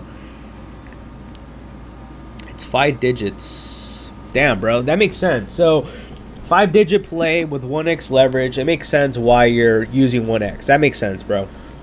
I would do the same, man. But see, since I don't have 5 digits sitting around, 1x just doesn't mean much to me. That's kind of the reason why I was asking. But it makes complete sense. We're gonna go ahead and see where things go, man. For sure it's going to play out. I know for sure. I agree with you. Pepe is overvalued. I'm actually happy that you're bearish, bro, because I've been bearish on it too. I 25x with GFT. I think I was trading GFT. What is GFT, bro? Let's go ahead and look at GFT. GFT. Took me to liquidate City. Bro, no fucking way, man. I was trading this last night too. And I got liquidated, bro.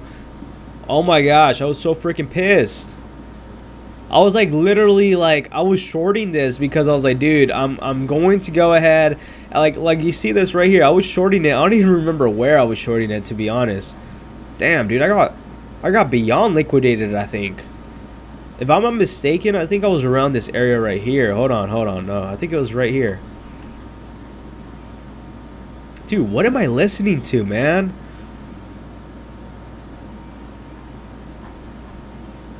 This is too bad. I can't put music or else I get copyrighted, bro. I don't like this song. I wish I could change it. Dude, I forgot what I was talking. Oh, yeah. I was talking about GFT, bro. I got liquidated on GFT, man. I was trading this. I think I got in somewhere around over here, dude. I can't remember. Let's see. Let's look at the... I could probably tell you on the 5-minute chart. No, I actually don't remember my entry. I got liquidated, bro. I was pissed. I think this was my wick, honestly, bro. I think this was my wick of getting liquidated right here, if I'm not mistaken. Or honestly, it was probably this one. I don't remember. I got liquidated too, bro. I got liquidated at the weekend on it. Dude, that's freaking whack. I literally entered a trade yesterday on GFT, and I think I was doing like 40x leverage, bro, or something like that, because I was like, dude, you know what? I'm just going to YOLO this at this point. I was like, I know I shouldn't be doing this, but I'm just going to go ahead and do it. I'm just going to go ahead and YOLO it. I think I had like if I'm not mistaken, like $60 left on my account. And I was like, should I just go ahead and pull out and like gamble it on stake, or should I just go ahead and like do a 50x leverage YOLO play right now? And I actually flipped my account from $60 all the way up to like $100, And then I came across GFT, bro, and and that's when I was like, you know what, bro, this is gonna be the last one. 50x yellow play short, man. And I was in profits, and then I just got liquidated, bro. I was like, fuck, man, I should have just moved on. But I'm like, whatever, it is what it is. It is what it is, as long as you acknowledge it, man. Hey, all of you guys should go ahead and join my Discord, by the way. You should go ahead and join my Discord. I'm going to go ahead and put the link down below into the description. Go ahead and join my Discord, completely freaking free. And reach out to me on Twitter as well. Looks like Bcash just reached out to me on Twitter. So reach out to me on Twitter, please. Let me go ahead and post my link down below in Discord. Go ahead and join, guys. Completely free. It's going to be a good, fun way to go ahead and, you know, get together, trade. Just kidding, guys. We're not going to be trading.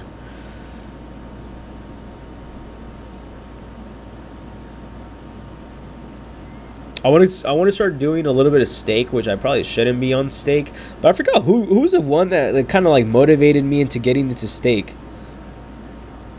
Oh, I remember who it was. It was OG, bro. He was talking to me about stake, and I was like, dude, stake? I was like, no way. I was like, let me go ahead and create an account and give it a try, bro. I had a good time, man. I had a good time, and I don't know. Tomorrow's Friday, right? Or am I tripping? Tomorrow's Thursday? I think tomorrow's Thursday, man.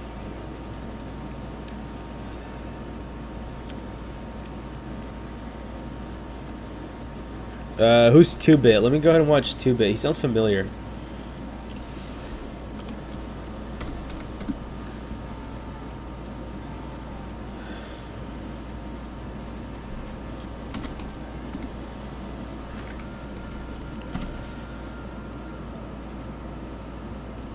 No, he sounds familiar, though. Oh, I'm subscribed to him. No wonder he sounds familiar. I was like, dude, I don't know, man. That guy sounds familiar. I guess I'm subscribed to him. I didn't even know that, man. Yeah, sure, man. Anything helps. What about you, Bernie? Do you have a channel, bro? You have to have a channel. Like, how are you like connected with all these influencers and I'm not? You're connected with everybody but me, man. Reach out to me on Twitter, altcoinjohn. Smash that like button for me. Subscribe. Comment down below. Dude, what's up with Twitter and like having all this... Damn, dude. Honestly, I was supposed to go ahead and look at Bitcoin Cash. So, I'm going to go ahead and reply to all the DMs that you guys sent me. But go ahead and DM me. Reach out to me on Twitter. Let's connect. Reach out to me on Discord. Join my free Discord. I'm going to go ahead and take a look at Bitcoin Cash. Do any of you guys know if Bitcoin Cash moves with Bitcoin? Very genuine question, because I was thinking about it. If Bitcoin Cash moves with Bitcoin, which I'm assuming, I'm very bullish on Bitcoin Cash, by the way. Super bullish. Why would I do that? Let's go ahead and go back over here. I'm going to compare it real quick. Bitcoin.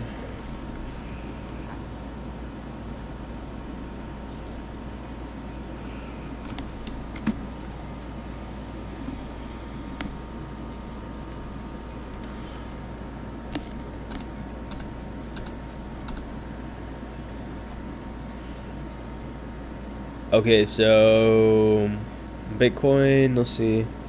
I watch a lot of channels and I seem to build respect quite well. I have been on a few channels before. All right, bet, Bernie, when are you going to be on my channel, bro? That's my question. When are you going to be on my channel?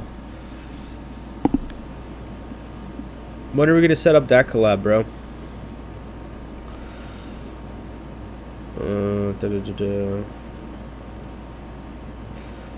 Yeah, I don't know about Wall Street memes, man. I'm seeing that whole entire thing all over my timeline right now on Twitter. I'm just like, I don't know about that, man. Anyways, let's go ahead and look at Bitcoin Cash and Bitcoin. Do they move together, bro? They look very similar. Interesting, man. That's on the 15-minute chart. Let's go ahead and look at the daily, though. Wow. Mind blown right now, bro.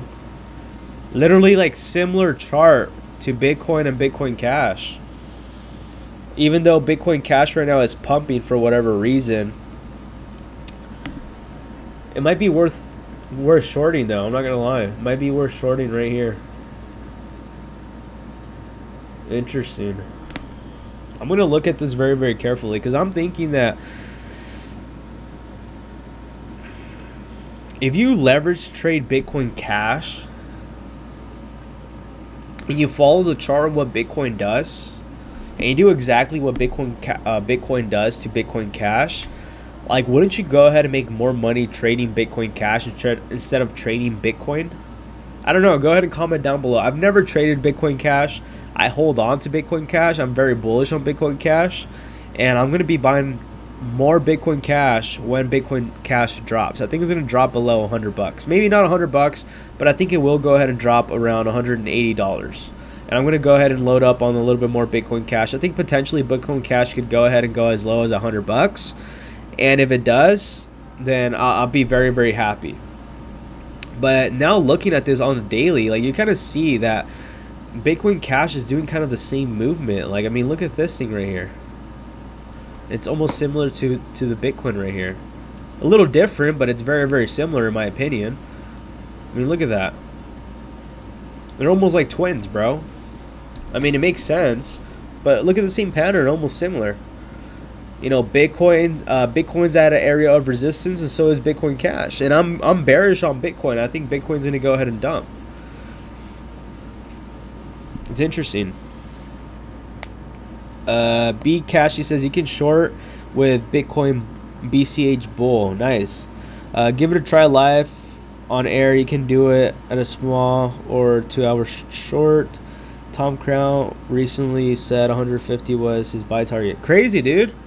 See, I didn't know that, man. I didn't know that. Who's Tom Crown, by the way? Is this guy another YouTuber too?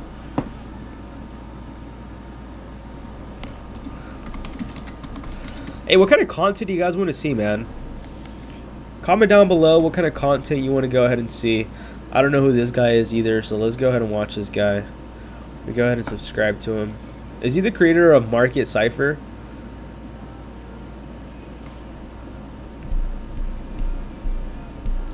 I'm gonna watch him. I don't know who that is either, so I'm gonna have a lot of watching videos to do tonight. Bernie says, I've been in crypto for quite some time. I'm quite cute, never sus because I don't buy ETH. You never see me with another straight man in bed. LOL. I don't know what that means. Well respected TA guy. Great, I'm gonna go ahead and check that out. Message. Okay, I messaged 2-Bit as well, but he's away for a bit. Is that why his name is 2-Bit?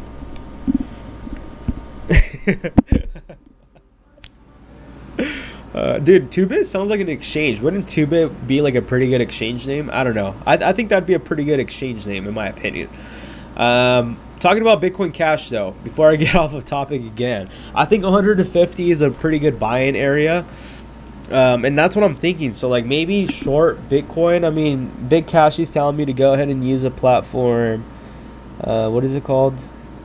BCH Bull. See, the thing is, dude, honestly, I'm gonna be honest with you. Like, I wouldn't want to go ahead and like put my Bitcoin Cash. Like Bitcoin Cash, like I would just like to hold on to it. I don't know. Maybe I'm not using Bitcoin Cash as I should, but I just like to hold Bitcoin Cash. Like trading it, like I'm okay trading it on futures, but like actually like moving my BCH around and actually like, I don't know. It just seems like it seems pretty complicated, dude.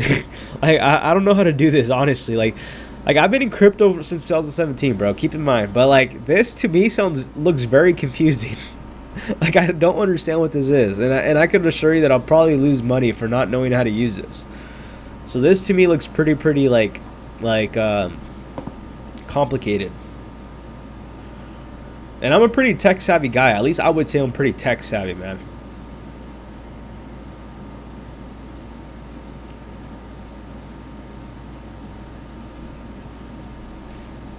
I think you guys just got my key, bro.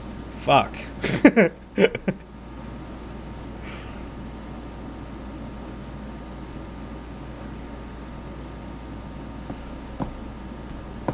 Yeah, I don't know. It's a pretty cool platform, man, but BCH Bull Premium Tracker. Understanding the premium tracker tracks displays recent premiums for creating various contracts on BCH Bull application. I gotta learn how to do this shit right here. This thing right here looks like I gotta learn it. Kind of reminds you of options trading. I mean, pretty much is, right? You're checking the contracts and the premium for it. But see, this thing right here, dude, this is what I'm telling you. Like, crypto on its own, it's a whole different ballgame. Like, yes, I understand crypto. I know how to read smart contracts. I know how to somewhat deploy a smart contract. I know how to place a trade. But, like, dude, this, to me, like, looks very confusing. And I would consider myself a pretty tech-savvy guy. And it's just, like, I have to learn a new platform all over again. Looks like a really good platform, though. I wouldn't lie. I mean, I like what they do. But, like I said, I don't know, dude. I mean, it is seen on... Isn't Bitcoin.com the guy that really believes in Bitcoin Cash? Was he actually the creator, though? That's my question. I forgot his name. I made a video on him, and I was like, dude, this is so bullish. That's why I'm bullish on Bitcoin Cash. Like, people are going to go ahead and regret not buying Bitcoin Cash in the next bull run.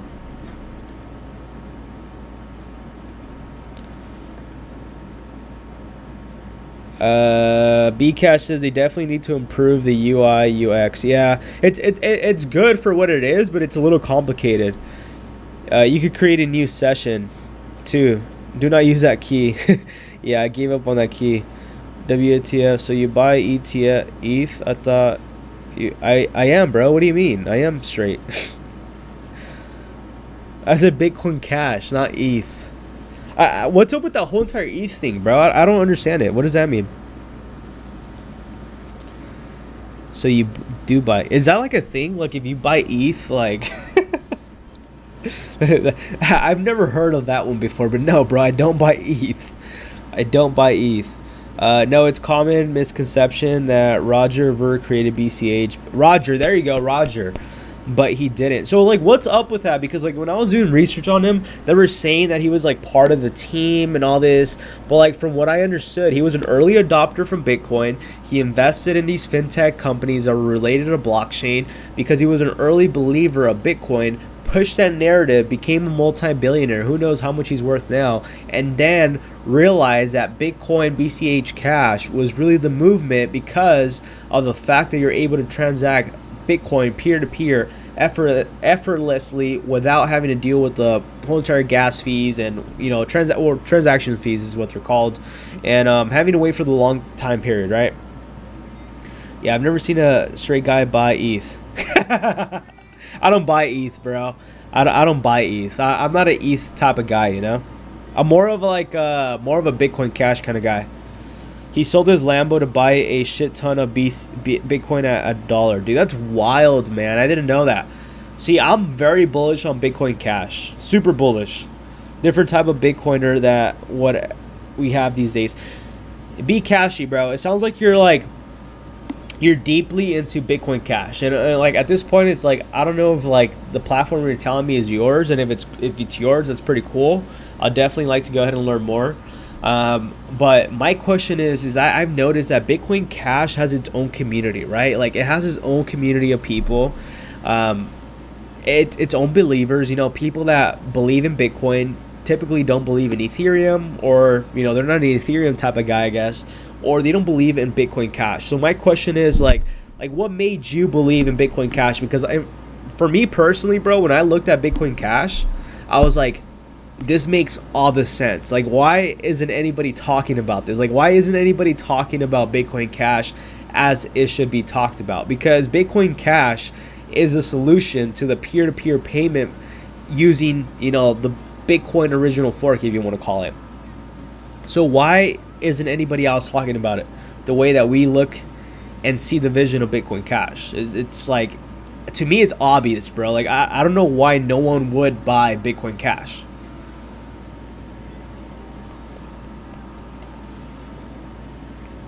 It's on mine, but BCH Bull is from well-respected BCH protocol devs. Interesting. Really, really cool. Really, really cool.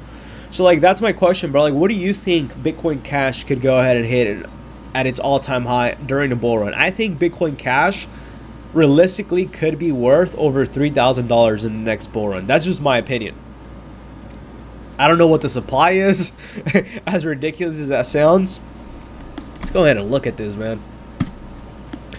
To me, Bitcoin Cash just makes sense. That's why I'm bullish. It just makes sense, and that's it. That's all I know, and that's really all I know. It makes sense.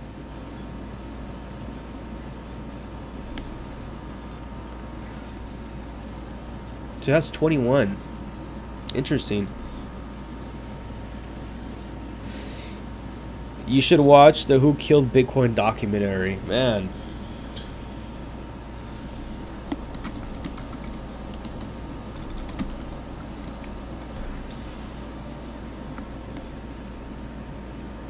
Is it this one right here? Isn't this the guy from Bitcoin Cash? Roger, whatever his name is. That's who I know Bitcoin Cash as. Wasn't Bitcoin Cash the original chain which the BTC now forked from after a 51% attack? I never knew that, man. Really? Interesting. Tell me, guys. I want to know more about this because I never knew this. He's the one.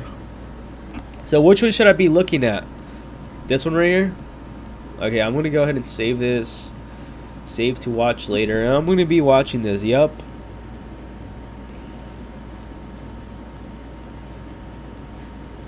So it forked because of a 51% attack on Bitcoin? Okay, no. So my question is, guys, are you guys bullish on Ethereum Classic as well? I know Bernie's definitely not bullish on Ethereum, but what about Ethereum Classic is what my question is. Because that's actually quite interesting now that I'm really looking at this narrative. Like, I'm going to go ahead and dive deeply into all of this, and I'm going to go ahead and look into this and understand what's up with Bitcoin, right? Because Bitcoin, I don't know, dude. I have my own conspiracy about Bitcoin itself, too. I think the 51% attack came from Ethereum Classic, my guy. I think that's what you're talking about. Because I heard Ethereum Classic got attacked, and that's the reason why no one really uses Ethereum Classic. Or was it Litecoin? I guess you got it wrong. I don't know. I don't know on that, but I really would like to go ahead and see that because it's actually quite interesting that with Bitcoin Cash and Bitcoin to move very, very similar, almost one-to-one, not exactly, but similar, right? And I'm thinking that I'm better off probably trading Bitcoin Cash if I'm going to trade any kind of Bitcoin because it just makes more sense. More volatility, more money to be made, probably less predictable too, to be honest, because looking at this is just like, dude, fuck. Is it going to go up or is it going to go down? But I think Bitcoin Cash, a good buy-in area is going to be around the 150. That's my opinion. Around this area, the 150 to the one area, I would say 170. I said 170. 170 to 180. I think is a good buy-in in my opinion. Around this area right here, it'd be a really, really good buy-in in my opinion. Obviously, I would like to go ahead and get Bitcoin Cash under $100. I think I missed out on the boat on that, at least for now, but I do think that we could potentially go ahead and drop down to 150, probably retest it up to the $200 area again, and then drop down to $100. And I think that's when a Bitcoin could potentially be hitting $21,000.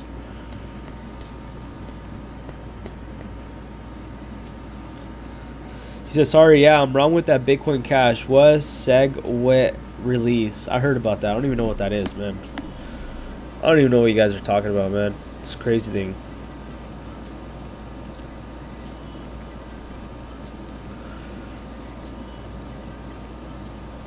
Hey, what kind of crypto events going on right now, man?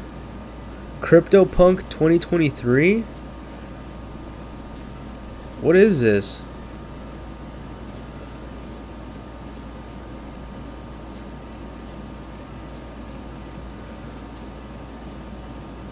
Oh, it's at a convention. So funny, bro. So funny, man. I just can't with Twitter, bro. I just can't. I was just reading some comments and I was like, bro, I just can't.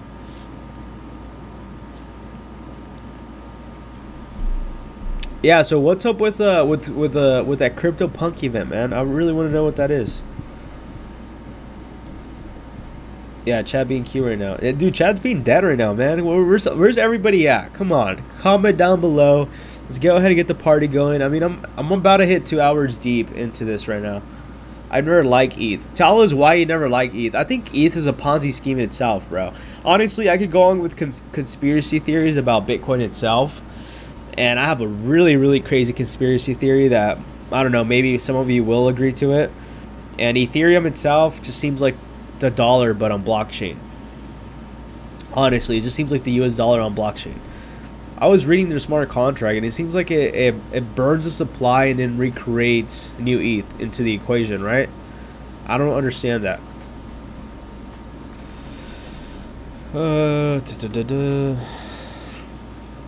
We're about to hit 2 hours in. Okay, we are officially 2 hours onto the stream. How to change Bitcoin address on Cash App. Interesting. What does this have to do with Bitcoin Cash, though, man? I love I love conspiracy theories. LOL. I do too, bro. All right, this is my conspiracy theory. I can't even speak right now, bro. Mine is, I feel like Bitcoin was created by the CIA, man. I don't know. That's what I think. I feel like Bitcoin was purposely created into this world in order for us to believe that we are really decentralized and we're in control of our own finances, but in reality we're all being controlled and manipulated all along, believing this whole entire narrative of digital gold. A limited supply, it was too pricey before moving to POS. Everything they have done with ETH has pissed me. I believe Ethereum's overpriced too, bro, but I really do think they're gonna push it to 8,000. But yeah, I do believe the supply is freaking insane. I've been really enjoying this I've been really enjoying the Y Flies channel for that. I short ETH just because I don't like it. That's the attitude, bro. That's the attitude. Short ETH because you don't like it, man. That's the way to go. But what do you guys think about that, man? I don't know, dude. If you kind of think about it, if you take a step back into the world, bro, and you kind of really question things, right? No one really knows who Bitcoin is. Who's the creator of Bitcoin? Bitcoin came out of thin air. It was created on a dark web, pretty much. Well, not created on a dark web, but it was utilized mostly on dark net markets. And all along, it was a traceable asset. Like, how does that make any sense, bro? And then, to go ahead and make things even worse, no one really believed in it. They thought it was fake. And then out of nowhere, you know, Bitcoin starts doing its own thing. People still deny it. Then you have multiple bull runs. And now the world is going into a digital currency. Like, you don't think that Bitcoin was created in order to go ahead and get everybody, like, psyoped into believing that digital is the way to go in the future in order to be more traceable on the blockchain? Because the blockchain could go ahead and trace every footstep, right? With cash, with physical cash, it's easier and harder to actually track. Easier and harder to track, if that makes any sense. It's easier, but it's harder to track. So it's like, I don't know, bro. I probably just overthink about a lot of these things, but like, if you really think about it, I think the real utility, which we really don't have, is privacy, right? And that's why I've been hearing a lot about people being bullish on privacy-driven coins. But I also heard that Monero, like, it's not actually like a privacy coin. Like, I heard there's a flaw on their contract, and I don't know how true that is. I thought Monero was a good way to go, but it seems like a lot of countries are against Monero, and they're banning them from being able to buy it. So, like, where do you really buy Monero is my question. For educational purposes only, right? So, like, the question is Monero actually private? I think you can buy it from here, right? Well, yeah. Never mind.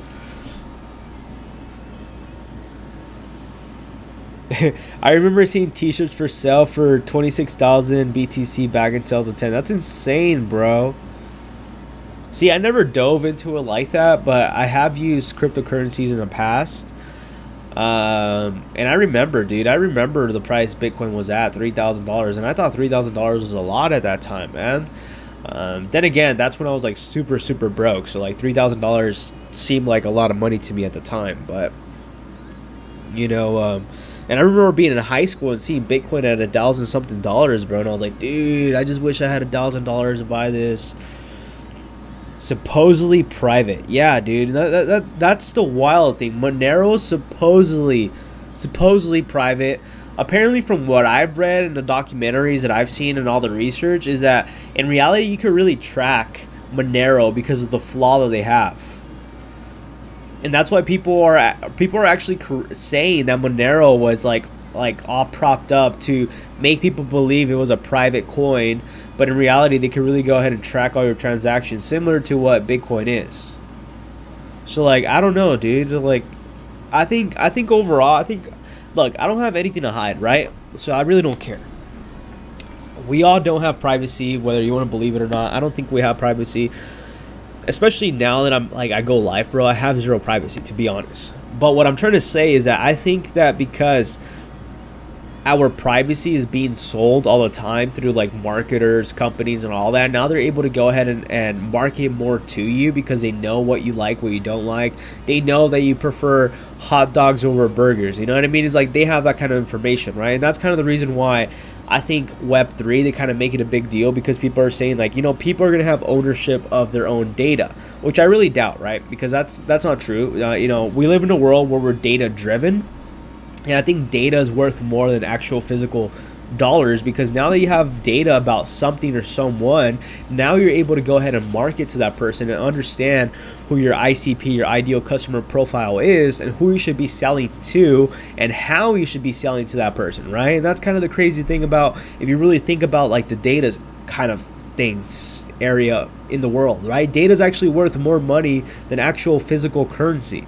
And if you really think about it, data is kind of like if you really look at it, like internet money, if you want to say, like data, like people, if you think about it, hackers breach companies, they breach institutions, they sell their data, and now they make money off of it. So data is very, very valuable. So what I'm saying is that, like, in the meantime, while we're trying to figure out about a damn digital currency that's going to go ahead and be revolutionary and change the world, we should really be focusing on about how we could go ahead and obtain our data and then maybe sell our own data, bro. Like, be like optional if I want to sell my data, right? Like right now, my data is being sold about what I'm saying, what I like, what I look like, what I wear, and then they're gonna go ahead and market to me because they know all this data about me through AI, because the camera, the mic is picking up everything that I'm saying, and now they're gonna be able to sell me on whatever BS they're gonna go ahead and sell me. You know what I mean? So like, data is worth a lot of money, bro. I don't know.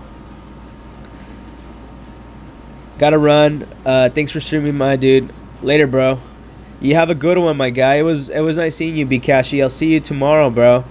I saw some tokens creating Web3 social sites like Facebook. Dude, I heard Facebook has an onion link. Is that true? I saw some tokens creating Web3 social sites like Facebook. I mean, if you kind of look at what Friends.tech is, I guess that's supposed to be like a Web3 Twitter that's like kind of selling, I guess, your data, but you're really selling your content. So it kind of it almost goes back to like using like an OnlyFans. It's like you having to pay for the stream because you're watching me live stream. Like, I don't know, bro. I just don't understand like that whole entire Friends.tech. I think it's a scam too, bro. I feel like you're being the product of Friends.tech. That's just my opinion. It just seems very, very sketchy in my opinion.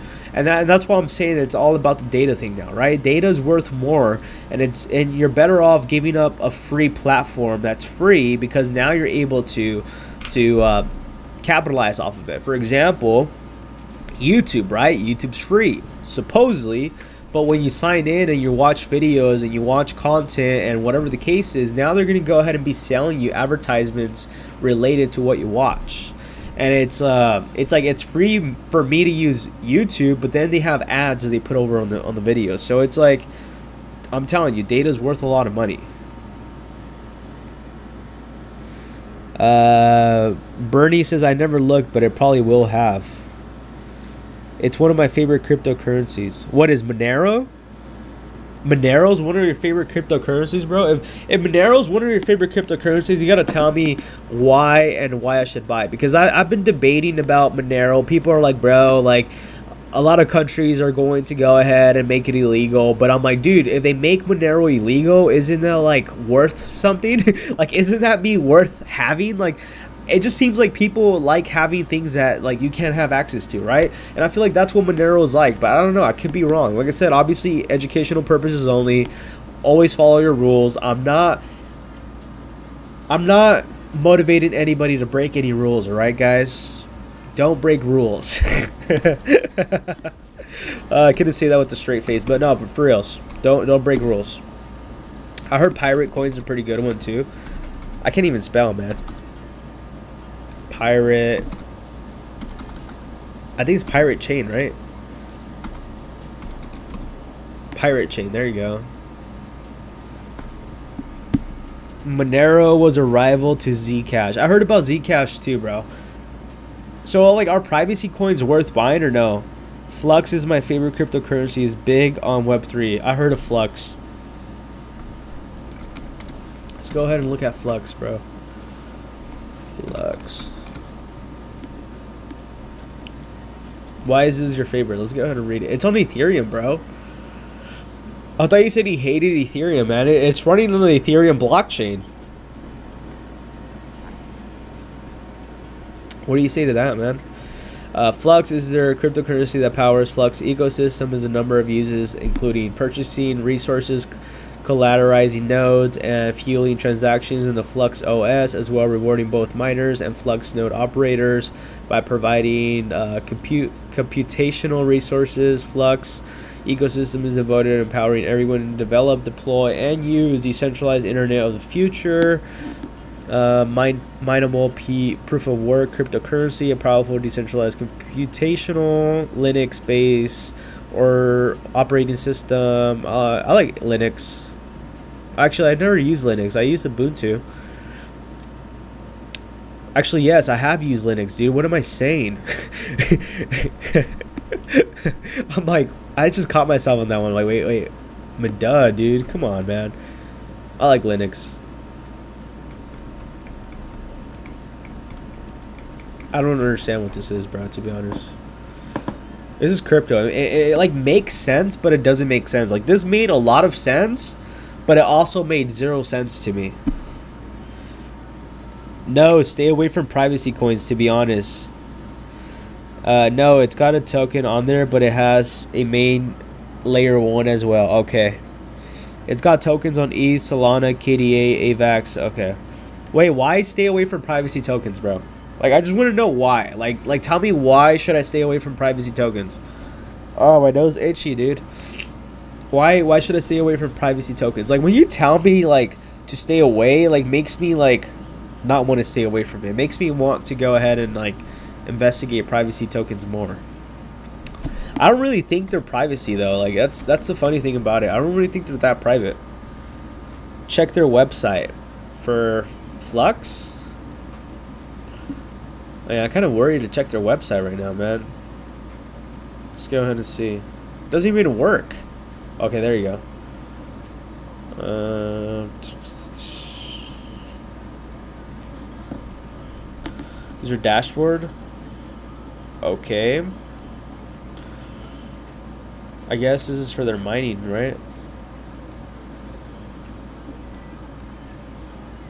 They would be regulated the hardest. Cyberpunk 2023, powered by Flux. What? Cyberpunk 2023 will expand their education about blockchain, Web3, and decentralization. Listen to some of the most educated speakers in the ecosystem, bro. Bro, that's freaking sick, man. I didn't know that. If I knew about this event, I would have gone to Florida for this event, man. It's pretty sick. Would have given me a reason to go ahead and get out of the house. Okay, now I understand why you're bullish, bro. This makes me bullish now. I've never played Cyberpunk. I heard it's a really good game. I should probably go ahead and get it, honestly. But this kind of makes sense. It makes sense why you're bullish on Flux. Because if they're working on this, dude, this is like a low-key, like, a gem, dude. This is a low-key gem, man. I appreciate you for opening my eyes to Flux. I've always heard about it, but I never understood until I saw the website. That's wild, man. Yeah, dude, I'm bullish. Do you think it's overpriced though? Like, do you think Flux is overpriced right now? Like low key. Like, I was saying this in my channel last couple months ago, last couple weeks ago as well. I've been saying that altcoins, in my opinion, are super overpriced at the moment. I think they could go ahead and drop about another 50 to potentially 80%. What do you think? I think like if you could go ahead and get Flux at like 50% off right now or 80, you're looking at anywhere between 15 to 8 cents, which I would more than love buying Flux at 8 cents, bro. 30 cents, it's still pretty cheap, but I think that it could drop more. I don't know. Comment down below, bro. Like, let me know. Let me know, dude. Let me know below, Bernie.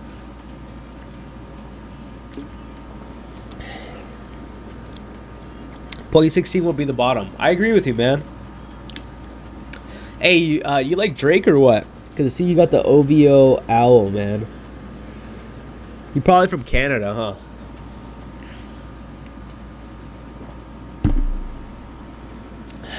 I mined a lot of Flux when it was worthless back in 2018. Man, that's why you're bullish on it, man. I had a feeling you were mining it, bro. I was like, this guy has to be mining Flux. That's probably the reason why he's so bullish on Flux, man. So you were mining Flux back in 2018. It was actually quite pricey back in 2018 too, bro. Low key. Looking at this thing, it was actually quite pricey. I mean, 4 cents at the time, I think it was pretty pricey. No, the UK. Man, what time is it in the UK right now? Do you like Drake? Drake's pretty cool. He has alright music. What time is UK right now? Oh, it's 11. It's 11, right? 11:23 over there. Did I get it right? So my question is, bro. This is my last question I want to ask you. Is it worth mining Flux right now, and can I mine it right now? Like, can I mine Flux, or would it just be worth, like, it's not even worth mining it? You're like, nah, John, it's not worth it, bro. Just freaking buy and hold. 23.24. 23.24. So it's 10. It's 10.24. Yeah, I listen to him every day. What kind of music do you like, bro? I have like 90 plus Drake playlists. I believe that, man. I believe that, man. I believe that. What's I wouldn't mind IDCH. Okay. Is mining just not worth it anymore, bro? Is like mining not worth it at this point? Hey, join my Discord, by the way, bro. Bernie. Oh, it's 11. I was off by an hour. My bad. Hey, join my Discord, bro.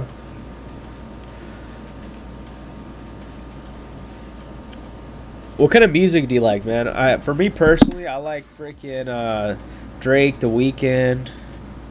You do seem like the type of guy to like The Weeknd. I mean, The Weeknd's pretty good too, bro. I like The Weeknd, but I don't listen to The Weeknd like that, you know? Unless I'm getting some action going, you know what I mean? Like, if I'm getting some action going, I think The Weeknd's like the best thing to listen to. No, not at all. Got it. Well, what kind of music do you like, bro? For me personally, I like heavy metal. I fuck with heavy metal a lot. I think heavy metal is pretty cool. Like, what else do I like? I like EDM, techno music, I guess. Like Dead Mouse goes pretty hard. And then I like the rap music too. I think it's pretty cool. Like, I don't even know what we're listening to right now, man. Like, what am I listening to? Yeah, I don't know, man. If it wasn't non-copyrighted music, bro, I'd be listening to something else. I mean, it's not that bad though. Can't complain. All I listen to is a Drake, The Weeknd, and Post Malone. Post Malone's pretty cool too.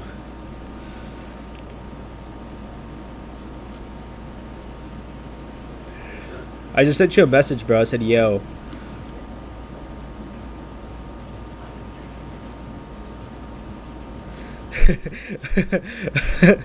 Oh, this is the funniest shit the funniest shit I seen you tag me in, bro.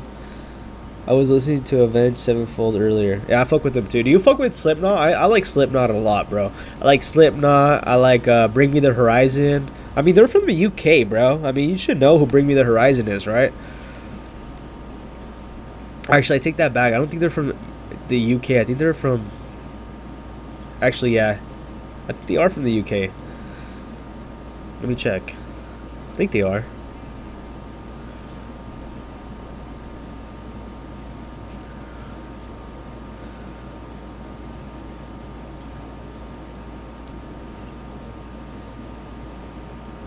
Yeah, it says they were UK's greatest rock band. Bring Me the Horizon, bro. They're pretty hard. I like Bring Me the Horizon. Like, not their new shit. Like, their new shit's pretty good too, but like their old shit, like Count Your Blessings, this is a good album right here. This is a really good album right here. Really, really good album right there. I like the heavy metal, like Screamo. Yeah, Psychosocial is pretty good too. What about 3 Inches of Blood? 3 Inches of Blood's a pretty good one too. My playlist is literally Bring Me the Horizon, Little Dirk, Money Man, Deadmau5, 3 Inches of Blood, and Ziz. I'm sure you know who Ziz is, right?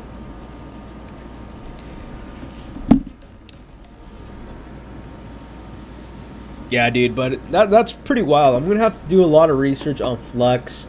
Actually, I really don't have to do a lot of research. What I'm trying to say is that, like, Flux is that one that I never thought about it, bro. And I think I'm going to, like, slowly dollar cost average. I'm actually going to make a video about Flux now. Thank you for all the ideas. Hey, guys, if you guys are not watching this live, you guys are missing out.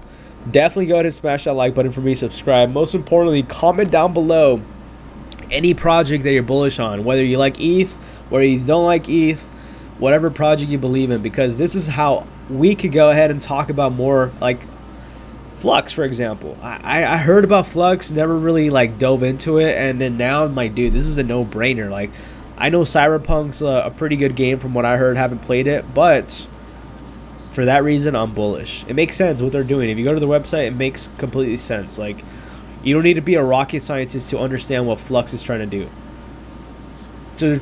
So, like, yeah, definitely go ahead and comment down below. Oh, this is pretty cool. So it's pretty much like the AWS.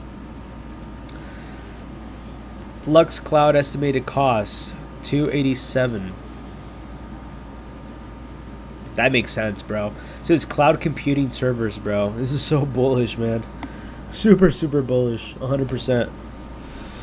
Flux and Kadena are my 2 alts I will DCA into once I get back into crypto. Aren't you into crypto right now, bro? What do you mean back into crypto? Are you taking a break from crypto?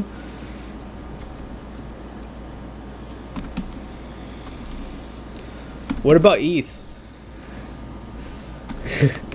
What about ETH, bro? Kadena. I heard about Kadena too, bro. I don't know about Kadena, bro. I think someone told me about Kadena. I can't remember who it was. I think it was Ranger.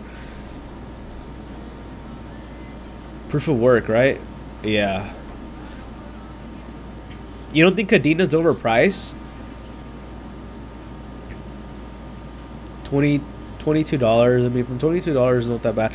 I think if you could get Kadena under 20 cents, it's worth buying. I think 46 is a little overpriced, bro. I could be wrong, though. It doesn't matter what John thinks. It's all about what the market thinks. You know what I mean? So, like, we're even seeing right here that back before the bull run, we even saw it go as low as 30-something cents, like 34 cents, before we had a massive pump to the upside. So, I don't know. Maybe 46 cents is the bottom. I guess that's why it's worth dollar cost averaging into projects such as Kadena and Flux. But yeah, dude. But I really do appreciate all of you tuning in today.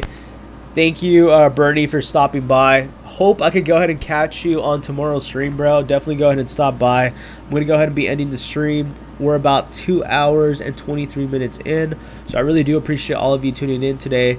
Make sure to like, comment, and subscribe. I'm not feeling too well, that's why. still kind of sick, man. So gotta go ahead and take a break right now. All the caffeine I took is kind of like still not pushing me anymore.